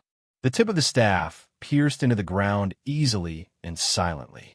There was no deafening sound, and there was no momentum that shook the world. Tens of thousands of Yuelan citizens who were bowing to the ground felt nothing. The incomparably berserk voice was silent. It was so violent that it could not be felt. Only Ning Kei felt the tremor, the vibration of the earth. Ning Kei's feet trembled, and his broken boots were all broken into pieces. The trembling spread to his legs, and his pants were instantly torn. Then his body also trembled. Then, Sang Sang on his back also trembled. There were 2 puffs. Ning Ke spat out a mouthful of blood on the ground in front of him. Sang Sang spat out a mouthful of blood on his shoulder. The chief preaching monk lifted the staff again and slowly walked toward Ning Quebec. Ning Ke was extremely disappointed. His only thought was to jump into the lake in the back temple with Sang Sang on his back. However, he felt that all his bones had been broken, and he did not have the strength to escape. The chief preaching monk walked very slowly. He needed to use the staff to support himself with each step and take a temporary rest. Every time the staff fell to the ground, the tip of the staff would make a clear and pleasant sound. Ning Ke, who was dozens of feet away, would feel a violent impact again, as if the staff had fallen on his heart. The chief preaching monk walked toward Ning Ke step by step. Ning Ke and Sang Sang kept vomiting blood as they watched the chief preaching monk walking toward them. At this moment, he would rather the chief preaching monk move faster, because the slower the chief preaching monk was, the more painful it would be for him and Sang Sang. More than 100 Buddhist monks occupied the temple. Hundreds of archers from the Yuan army woke up from the previous shock and fanaticism. They pulled their bows and arrows and aimed at Ning Quebec. Only Master Chi Mei, for some reason, was still standing outside the crowd. Ning Ke tried to pull the iron bow, but found that he could not do anything in front of the chief preaching monk's power and within the range of the sound of the staff. The chief preaching monk walked toward him slowly and asked indifferently, "Where's the chessboard left by Buddha?" Ning Ke smiled painfully, and his teeth were full of blood. He said, "In the depths of my mind. You can kill me and see which part of my mind is hidden." The chief monk of scripture sighed and looked at Sang Sang's pale face. He said with pity, "Poor child, you've wasted your time in the human world. You've suffered for so many years. Today you're free." Ning Ke coughed up blood and squeezed out a mocking expression. He said, "Buddha said to deliver all living beings from suffering. So this is the way to be free. Why don't you free yourself first?" He was still in the mood to mock the chief preaching monk when the situation was critical and desperate. He thought that it was worth it to laugh at a bigwig like the chief preaching monk before he died. And he did not despair. The reason why he did not despair was that he still had a glimmer of hope. That hope did not lie in him. It lied in the person he was waiting for. He had waited for that person for a long time in the Lang Temple. After leaving the Lang Temple, he waited for that person in Chaoyang City for a whole winter. He had been waiting for that person because he firmly believed that that person would come. That person came that day in the Lang Temple. So he should appear in the White Tower Temple today. However, would that person really come? Thump. The answer to Ning Ke's question was the sound of a zither. The zither was a kind of musical instrument that made sounds with strings. It was usually 7-stringed. The sound was gentle and the most elegant. This was the White Tower Temple. The ground was covered with corpses and endless blood. It was the Azura realm that the Buddhism sect talked about. The sound of the zither was not harmonious with this place. And there was no zither in the White Tower Temple. No one here had a zither. But there was a string. Although it was only one string, when it was taught if someone plucked it with their fingers, it could also make a clear and pleasant sound. The strings were on the bows held by hundreds of archers from the Yueluan kingdom. The sound of the zither came from a bow. However, the person playing the zither was obviously in a hurry. When he plucked the string, he used too much force and broke the taut string. The string suddenly broke into 2 and turned into a gray rope. Then, the sound of the zither sounded again. There were hundreds of archers from the Yueluan kingdom, so there were hundreds of bows. There were hundreds of bows, so there were hundreds of taut strings. When the zither player touched the bowstring, there would be a sound, and then the string would break. The clear sound of the zither was dense and continuous in the White Tower Temple. It was like a group of pearls falling on a jade plate or a shower falling into an iron urn. There was no interruption, but it seemed to sound at the same time. Thump, thump, thump, thump, thump, thump. It seemed to be a long time, but it was only a very short moment. The dense and clear sound of the zither rose and then disappeared at the same time. Only some lingering sound was left, echoing in the White Tower Temple. A scholar in an old cotton-padded jacket came to the scene. He stood quietly in front of Ninkei and looked at the chief preaching monk not far away. The wooden dipper tied to his belt swayed gently. The sound of the zither stopped. The 100 strings broke. The monk's staff in the hands of the chief preaching monk no longer made a clear sound. After the scholar appeared, the scene was quiet. The wind rose again, and the new kasaya on the chief preaching monk slowly danced. But no one knew whether the wind came from the lake or from the scholar. It was only then that the archers realized that the bows in their hands had become useless. The arrows on the strings had long been shot into the air, and no one knew where they had gone. They looked at the scholar in shock. They vaguely guessed that it had something to do with this person, but they could not figure out how it happened. They were even more confused about who this person was. Of course, Ning Kei knew who he was, because he was the person he had been waiting for. He had thought that he would never see him again, but he still appeared. Looking at the scholar, his nerves, which had been tense for countless days and nights, suddenly relaxed. He felt endless exhaustion pouring into his body. From the autumn in the Lank Temple to the autumn in the wilderness, and then to the winter in Chaoyang City, he had always been on the run, without help. It was not until now that he finally had someone he could rely on. It was a good feeling. Eldest brother turned around and saw Ning Kei covered in blood. He could not help but feel a little guilty, a little ashamed, and also very gratified. He said in a trembling voice, "Younger brother, I'm here." Ning Kei looked at eldest brother covered in dust and his haggard and tired appearance. He understood why and was extremely moved. He said in a trembling voice, "Senior brother, you're here?" These two sentences sounded almost at the same time. The two of them looked at each other in a daze. They looked at each other, smiled, and then began to cough together. I feel like Ning Kei at this moment when I saw eldest brother. To be continued. If you like this work, please come Chidian. Come to vote for me. Your support is my greatest motivation. Chapter 638. Ning Kei coughed because he was injured, but he did not understand why eldest brother was also coughing. Looking at eldest brother's haggard appearance, Ning Kei could not help but worry if he was also injured. However, the situation was still tense. Even if eldest brother came, he might not be able to defeat the chief preaching monk who had entered the Vajra realm. He asked directly, "Eldest brother, can you take us away from here? Just like when you came here." Eldest brother shook his head. "One will do." Ning Kei still did not give up and looked back at Sang Sang. Eldest brother said embarrassedly, "My state is not high, and the number of times I can use it is limited. I really can't take you away, and my state has been a little unstable recently." Modesty is arrogance.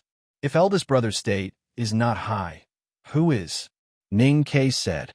Then he thought of eldest brother who had been coughing and said that his state was showing signs of instability. Ning Kei could not help but worry and asked, "Senior brother, what's wrong with your state?" Eldest brother answered honestly, "I have been traveling around the world for the past year. One reason is that I have no time to cultivate and strengthen my heart. But the most important reason is that I'm a little tired." A little tired. It was a simple answer. However, what kind of exhaustion could make a peerless powerhouse above the 5 states show signs of instability? Ning Kei looked at eldest brother's haggard face and was so moved that he did not know what to say. At this moment, the chief preaching monk finally spoke. "Mr. First really wants to save the daughter of Yama? The catastrophe is gradually unfolding. Can you really bear to see the common people in the world die like these people today?" Eldest brother looked at the corpses of the people lying in pools of blood. He looked at the broken limbs and the spilled intestines on the ground. He felt the sticky blood on the soles of his shoes. His face turned pale and his eyes revealed a gloomy expression. His eyes were just like him. No matter how bloody and dirty the world was reflected in them, they were still so clean. Because of this, they were so sad. Ning Kei knew how kind and gentle eldest brother was. Seeing the sadness on his face, he somehow felt a little flustered and did not dare to look at his eyes. Eldest brother did not hide his emotions. He did not know how to hide them either. After a long time of sadness, he gradually calmed down. Then he looked at the chief monk and said slowly, "Teacher asked me to bring you a message." After a moment of silence, The chief preaching monk gently flicked his sleeves.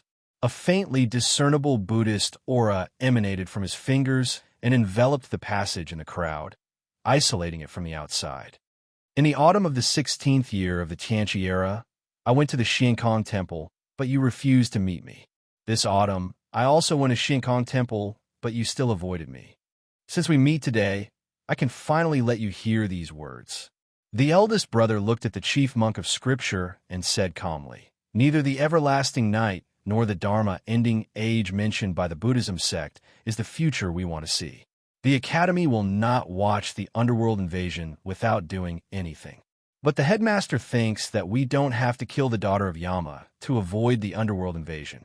The chief monk of scripture said expressionlessly, "Buddha once said his last words. Everything that has happened in the past 2 years has been confirmed. The cold aura in the daughter of Yama is the brand that Yama left on her. Once she wakes up, Yama can come to the underworld. How can we not kill her?" The eldest brother said, "The headmaster has never believed in the existence of the underworld because he has not found it. Even if Yama does exist, the headmaster does not believe that he will keep traveling among the 70,000 worlds to find it." The chief monk of scripture frowned slightly and asked, "Why does the headmaster say so?" The eldest brother said, "Because the headmaster thinks that the evolution of life always tends to the improvement of wisdom and knowledge. Correspondingly, it is a process of gradually abandoning the body. In the headmaster's words, the higher the level of life, the lazier it is. The laziness here does not refer to ordinary laziness, but to the existence of wisdom like Yama. It is impossible to find the human world in such a laborious way." The chief monk of scripture's silver eyebrows fluttered slowly, and he said in a low voice, "But this is the future that Buddha saw."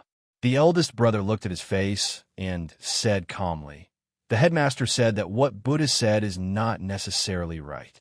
The chief monk of scripture said expressionlessly, "Buddha once said that, but the headmaster said nothing." At this time, there were tens of thousands of people in the White Tower Temple, and the passage in the crowd was blocked by the aura of Buddhism. Except for a few people standing in the passage, no one could hear this conversation. Master Chi Mei, who was standing behind the chief monk of scripture, heard it. Ning Kei and Sang Sang, who were standing behind the eldest brother, also heard it. But they heard it, and there was no other meaning, because with their current state, they could not understand this conversation in such a short time. But the next sentence that the headmaster of scripture said was very simple and easy to understand. So Master Chi Mei looked slightly serious and thoughtful. Ning Kei's expression did not change, but his heart was in turmoil.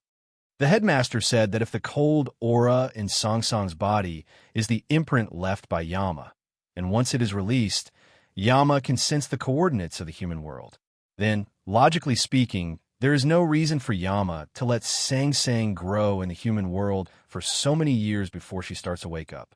The eldest brother looked at the chief monk's eyes and said, "A more likely speculation is that Yama did not expect Sang Sang to hide her identity forever in the world of Haoyan and have the opportunity to grow up and wake up. Instead, from the beginning, Yama knew that Sang Sang would die and even waited for her to die. Why? Because as long as Sang Sang dies, the imprint sealed in her body will be released automatically, and then the location of a human world will be exposed. So what we have to do is not to kill her, but to protect her." It was quiet in the Buddhist temple, and the lake in front of the White Tower was gently rippling. The 5 people in the crowd, but in a different world from the crowd, fell into a long silence at the same time. After the identity of the daughter of Yama was revealed, Sang Sang began to face the pursuit of the 2 sects of Buddhism and Taoism, and even the whole world. Everyone thought that as long as they could kill her, the imprint left by Yama would disappear, and the human world could avoid Yama's eyes forever. But no one had ever thought that although Yama had 70,000 children, how could he not notice the death of one of his daughters? This did not mean that the bigwigs of the 2 sects of Buddhism and Taoism were stupid, but because of the deep-rooted inertia of thinking, the Buddhist monk's supreme belief in the Buddha's last words, the Haoyan disciples' absolute belief in Haoyan's oracle, and the cold fear of the underworld invasion, They could not think of other possibilities.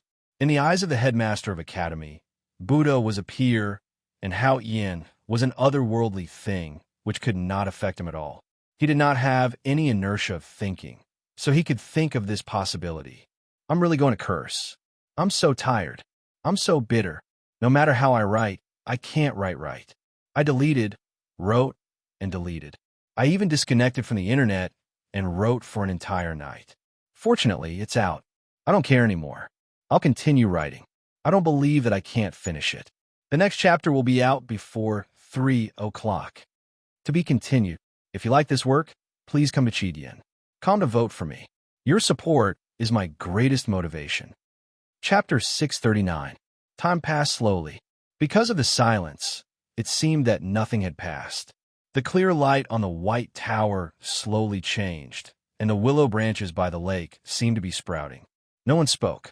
Ninkei looked at the chief preaching monk, his right hand holding the hilt, slightly trembling.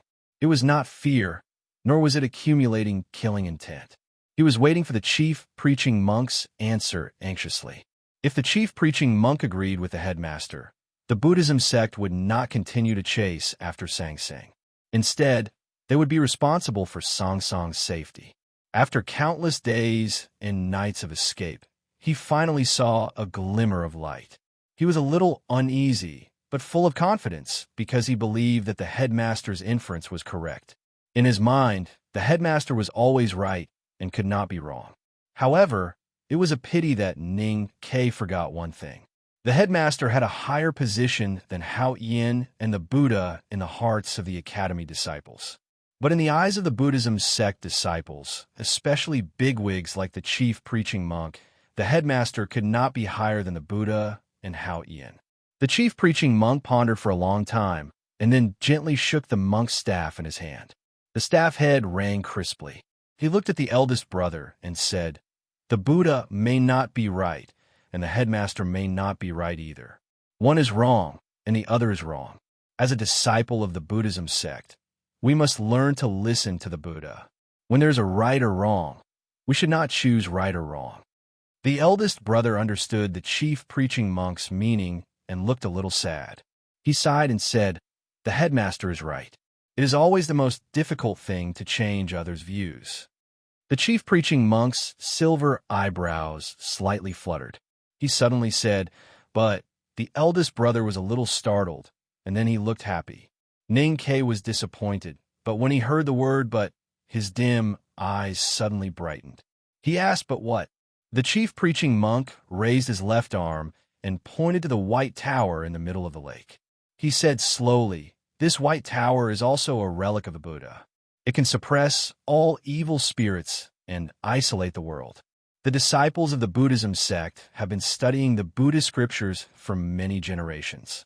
They have not let the chessboard and bell disappear, but they still do not understand why the Buddha left this tower in the human world.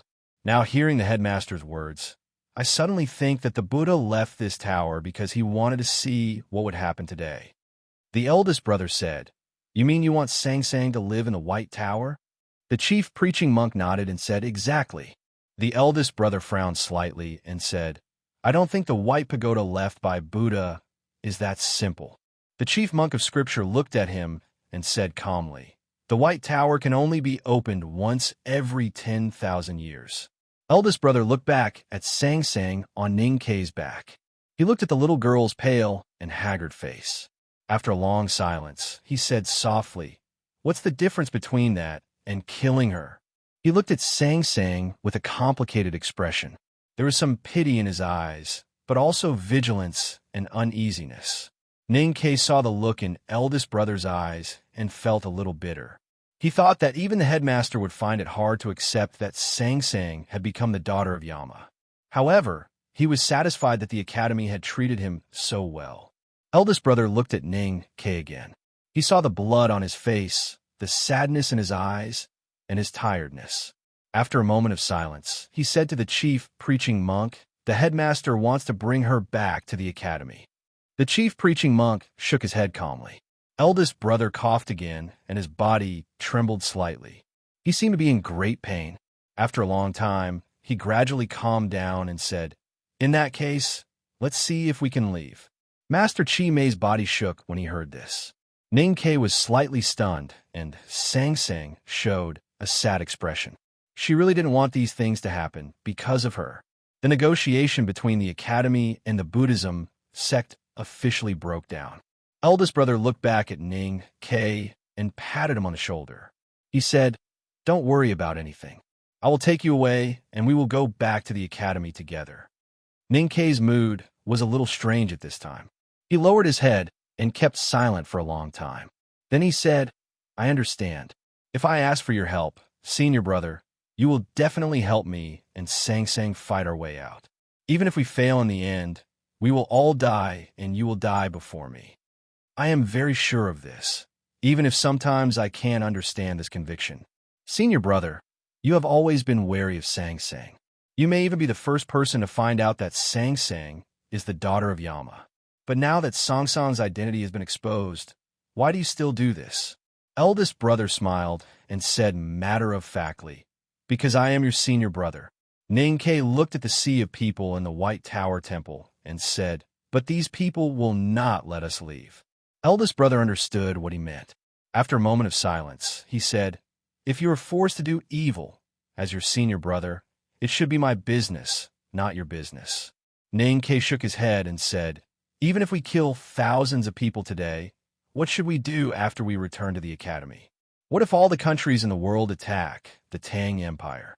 What if the people of Chang, and like those in Chaoyang City, rush into the academy and ask the teacher to hand over Sang Sang? Are we going to kill all of them?" Eldest brother was slightly stunned. He had never thought about these problems, or he didn't want to think about these problems. Ning Ke looked at the different expressions in the crowd and thought of those who had fallen under his blade. Then he saw the little boy who had hit Sang Sang with a stone and was still crying in the crowd. "Senior brother, have you ever fought?" he suddenly asked. Eldest brother shook his head. Ning Ke looked at him and asked with a smile, "Senior brother, have you ever killed anyone?" Eldest brother continued to shake his head. Ning Ke continued to smile.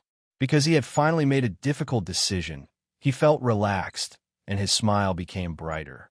"I have asked Pippi these 2 questions before. 12th brother has at least fought, which is better than you. By the way, senior brother, how is Pippi now?" Eldest brother said, "Pippi has returned to the abbey." Ning Ke sighed and said, "He has finally grown up. It seems that love really needs courage." Eldest brother did not understand why he said this, and faintly felt a little uneasy. Ning Ke looked at him and said, "Senior brother, I also have courage." He continued, "I did not know how to write the word trust since I was a child until I entered the academy. I believed that the academy could protect me and Sang Sang. So whether in the Lang Temple, in the wilderness, or just now, I have been waiting for you to appear. But was it trust or use? I believed that you would come to save me, so I have been waiting for you to help me out.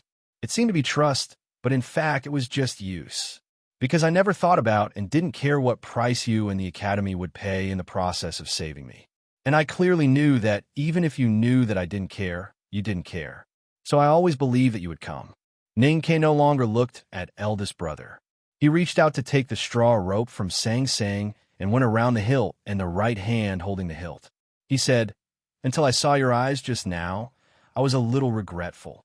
The straw rope was wrapped tighter and tighter around the hilt and the right hand.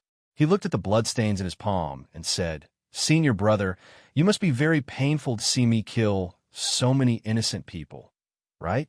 Of course, you will continue to help me, because as you said just now, you are my senior brother." When the last straw rope was around, Ning Ke raised his right hand and handed it to Sang Sang for her to tie it. Then he looked at eldest brother and said, "If it was in the past, I would probably continue to use you with a clear conscience, just like what Qin Yin did. As the saying goes, a gentleman can be deceived with methods. But I don't want to do that anymore." Eldest brother looked at his eyes and asked confusedly, "Why do you suddenly not want to do that?" Of course, it's not because of sudden enlightenment, nor is it because of the sublimation of human nature. I still think that you are too gentle and kind, unlike second brother who is straightforward. Ning Ke stopped smiling and said, "It's rare to see such a clean person like you in the world. I can't bear to see your hands stained with stinky human blood. If you want to take me back to the academy, you will inevitably be stained with blood. Once that happens, you will never be able to rest in peace for the rest of your life. I'm different from you. No matter how many people I kill, I can rest in peace. If someone wants to kill my wife, I will kill them. This is the principle of the academy. But if you can't rest in peace, I can't rest in peace. The heavy pedal hung on his wrist and kept swinging, giving off the smell of blood. He looked at eldest brother and said, I have been killing people since I was a child. My hands are stained with the blood of innocent people. Why should I dirty your hands? Since there is blood, let's continue. He had been talking all the time, while eldest brother remained silent. His dusty face looked a little confused, and then gradually became uneasy. He said, Youngest brother, what are you trying to say? Eldest brother, let's go separately. Ning Ke said. Eldest brother found it hard to understand. He slowly frowned and thought for a while before saying, Since you have been waiting for me, and I have been looking for you, why do we have to separate now that we have met again? Ning Ke said after a moment of silence, Because I suddenly understand that you have been looking for me to take me back to the academy, and I have been waiting for you just to wait for you. Eldest brother, I am very grateful for your appearance, because it is very important to me.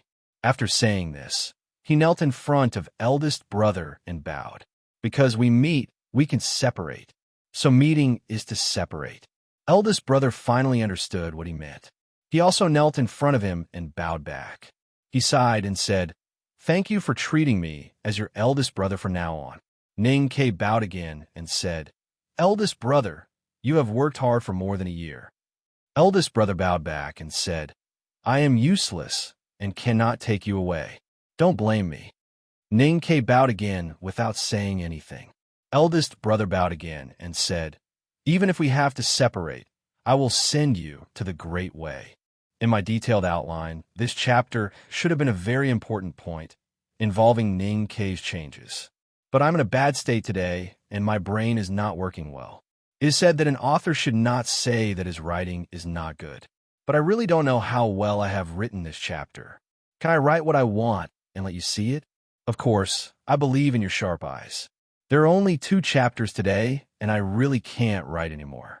If I can recover tomorrow, I will write 4 chapters. If not, I will not open a single chapter for monthly votes. Of course, I am too embarrassed to open a single chapter today. Good night, everyone. To be continued. If you like this work, please come to Chidian. Come to vote for me. Your support is my greatest motivation. Chapter 640. I was in a very bad state yesterday. I even wrote the wrong names of 2 chapters. You can imagine my mental state at that time, but I still tried hard to write. I didn't expect the second chapter to get so many good comments. That chapter is very important to me, so I'm very happy. Thank you for your likes. I'm in a better state today. This is the first chapter. The people in the White Tower Temple would not let Ning Ke and Sang Sang leave. The crowd that had been frightened by his bloody means and gradually dispersed gradually gained courage and strength with the arrival of the chief preaching monk. The chief preaching monk himself was the biggest obstacle for Ning Ke and Sang Sang to leave. Eldest brother helped Ning Ke up and took out several iron arrows from somewhere. He handed them to Ning Ke and said, These are the iron arrows you lost in the Wa Mountain. Sixth brother repaired them. If you can escape, deal with the talisman lines. These iron cylinders were also made by sixth brother. He asked me to bring them to you. Ning Ke took the heavy iron arrows and put them into the arrow box. He tightened one of the small iron cylinders on the arrowhead of an iron arrow and said, Sang Sang and I will leave by ourselves. Senior brother, you don't have to see us off. Eldest brother looked at the dense crowd in the lakeside temple and the chief preaching monk not far away. He said, If you can leave by yourself, why did you wait for me? Ning Ke looked at the tiredness between eldest brother's eyebrows and felt very uneasy. In his opinion, even if eldest brother had broken through the 5 states and entered the limitless state, he still had no chance of winning against the chief preaching monk who had entered the Vajrabody. Eldest brother knew what he was worried about. He looked at him and said gently, Indeed, not many people can defeat the chief preaching monk, but at least I can stop him. Then he continued, The only weakness of the Master's Dharma is that he is too slow. And according to the promise, he can attack. So I'm confident that I can send you away. They did not deliberately lower their voices when they talked, because no matter how low their voices were, they could not hide from the chief preaching monk's hearing. The chief monk of Scripture sat cross-legged on the ground, holding the middle part of the staff in his right hand. He looked calm and natural, as if he didn't hear what they were saying, or if he heard it, he didn't care. Ninkei looked at the expression of the powerhouse from the Buddhism sect, and the uneasiness in his heart grew. He had a feeling that if eldest brother attacked, they would be in deep trouble. He reached out to grab eldest brother's sleeve. However, when his fingertips should have touched eldest senior brother's cotton sleeve, he found that he only grabbed a gust of wind. A light breeze blew, and the cotton robe on eldest brother's body fluttered.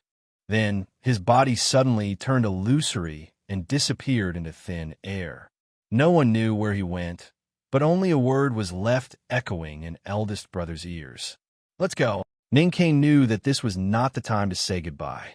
Since eldest brother had already taken action, he had to take advantage of this opportunity to escape. Otherwise, he would miss eldest brother's arrangement.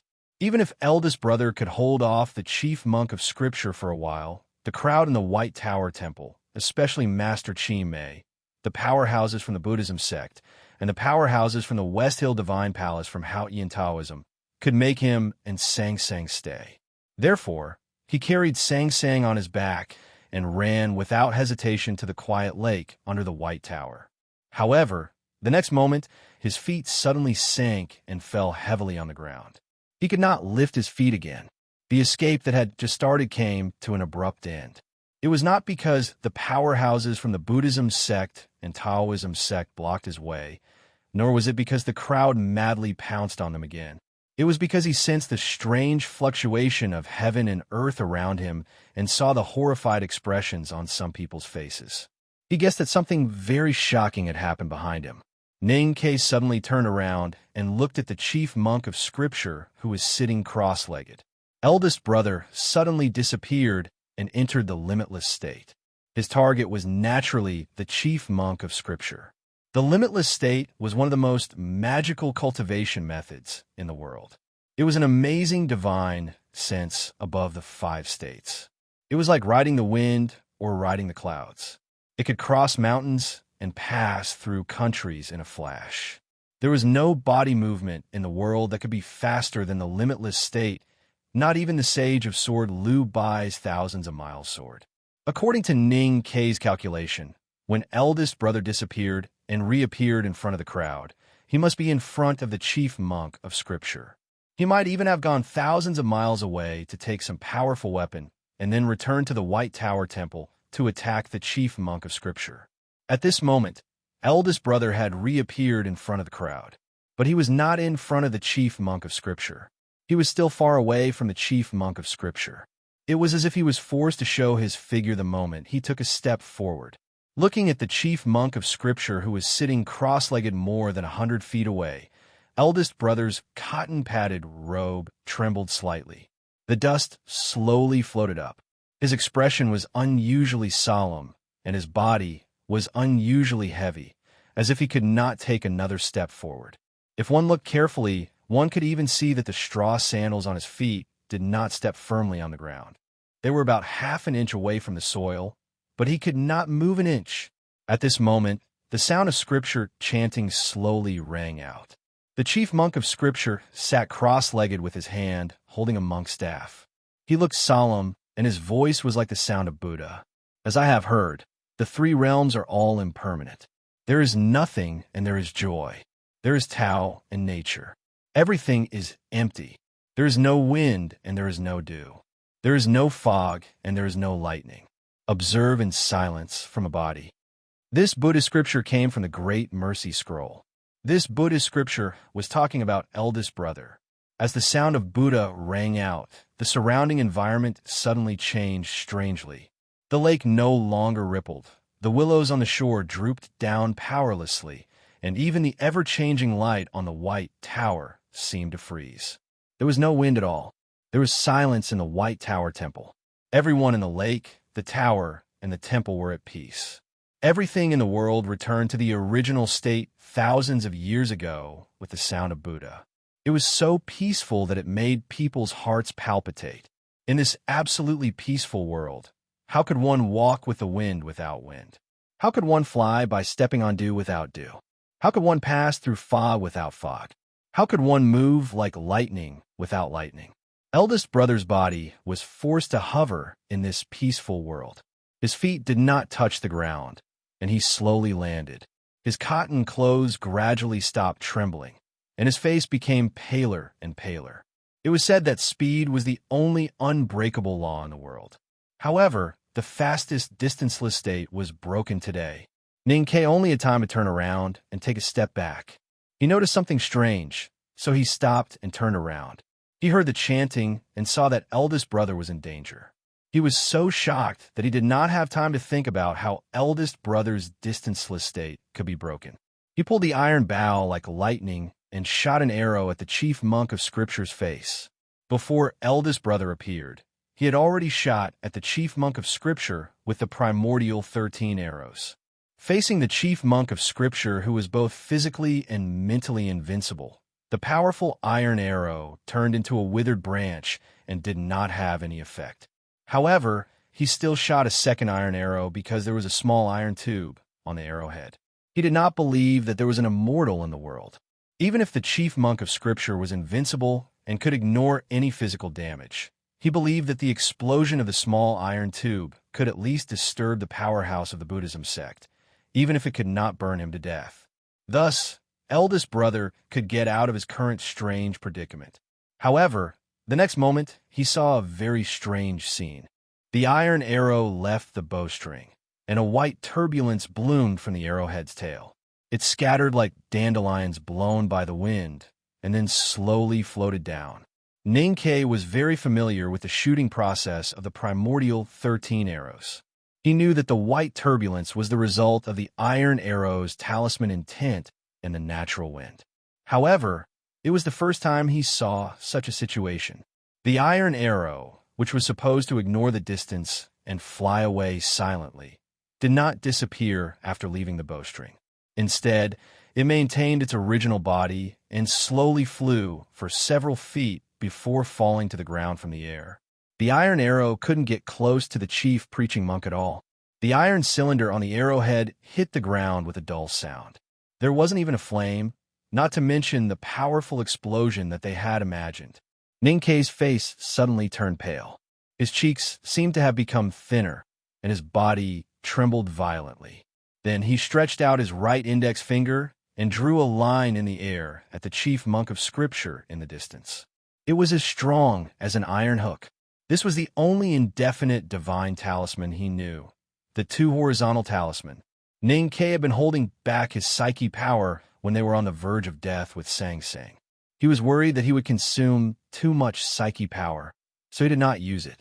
However, he would not hesitate when he saw eldest brother in danger. However, he found something very strange again. No matter how violently his psyche power gushed out, no matter how steadily and forcefully his fingertips drew in the air, he could not make the talisman lines in the air produce any talisman meaning. Moreover, he faintly had a more frightening speculation. Even if he could draw the divine talisman, he could not mobilize the chi of heaven and earth. As the scripture slowly came out from the chief monk of Scripture, the chi of heaven and earth in the White Tower Temple was so quiet that it could not be mobilized, just like the natural things such as lakes, pagodas, people, wind, rain, and snow. As the scripture entered his ears, Ninkei's sense of perception gradually became quiet. He did not want to mobilize any psyche power at all. His body gradually relaxed, and he only wanted to sit down and listen to the scripture. Even the great spirit in his body became much calmer, and the crystal liquid that kept spinning in his abdomen began to slow down. Ninkei looked at the chief monk of Scripture, who was sitting cross-legged and was shocked speechless. He wondered what kind of method it was that could affect his inner body and make him seem so powerful. Eldest brother looked at the chief monk of Scripture and said in shock, "Words are the law. As I have heard, the three realms are all impermanent. There is nothing and there is joy. There is Tao in nature. Everything is empty. There is no wind or dew. There is no fog or lightning. Observe in silence, and it rises from the body. The scripture of the chief monk of Scripture echoed in the White Tower Temple. It was as distant as the bell, as quiet as the wooden fish, as subtle as the incense burning, and as deep as the Buddha's voice. Everything was empty. There was no wind, dew, fog, lightning, rain, snow, and dew. In the early years of the human world, there was no aura of heaven and earth. Then how could one mobilize and control the aura of heaven and earth? The chief monk of Scripture was the supreme figure in the Xiankong Temple. His disciples had a higher status than bigwigs, such as the chief monk of the Commandment Hall. The reason was that the Xiankong Temple was a place for Buddha to preach. The chief monk of Scripture was above the 5 states. He had his own Buddha realm, so he was the Buddha in the human world. The scripture he preached in the human world was the Buddhist scripture, and the words he said were the words of Buddha. The words of Buddha were the rules of his world. To be continued. If you like this work, please come Chidian. Come to vote for me. Your support is my greatest motivation. You're tuning in to the Warrior Lore YouTube channel. Don't forget to subscribe and join us on this journey to catch the most captivating stories.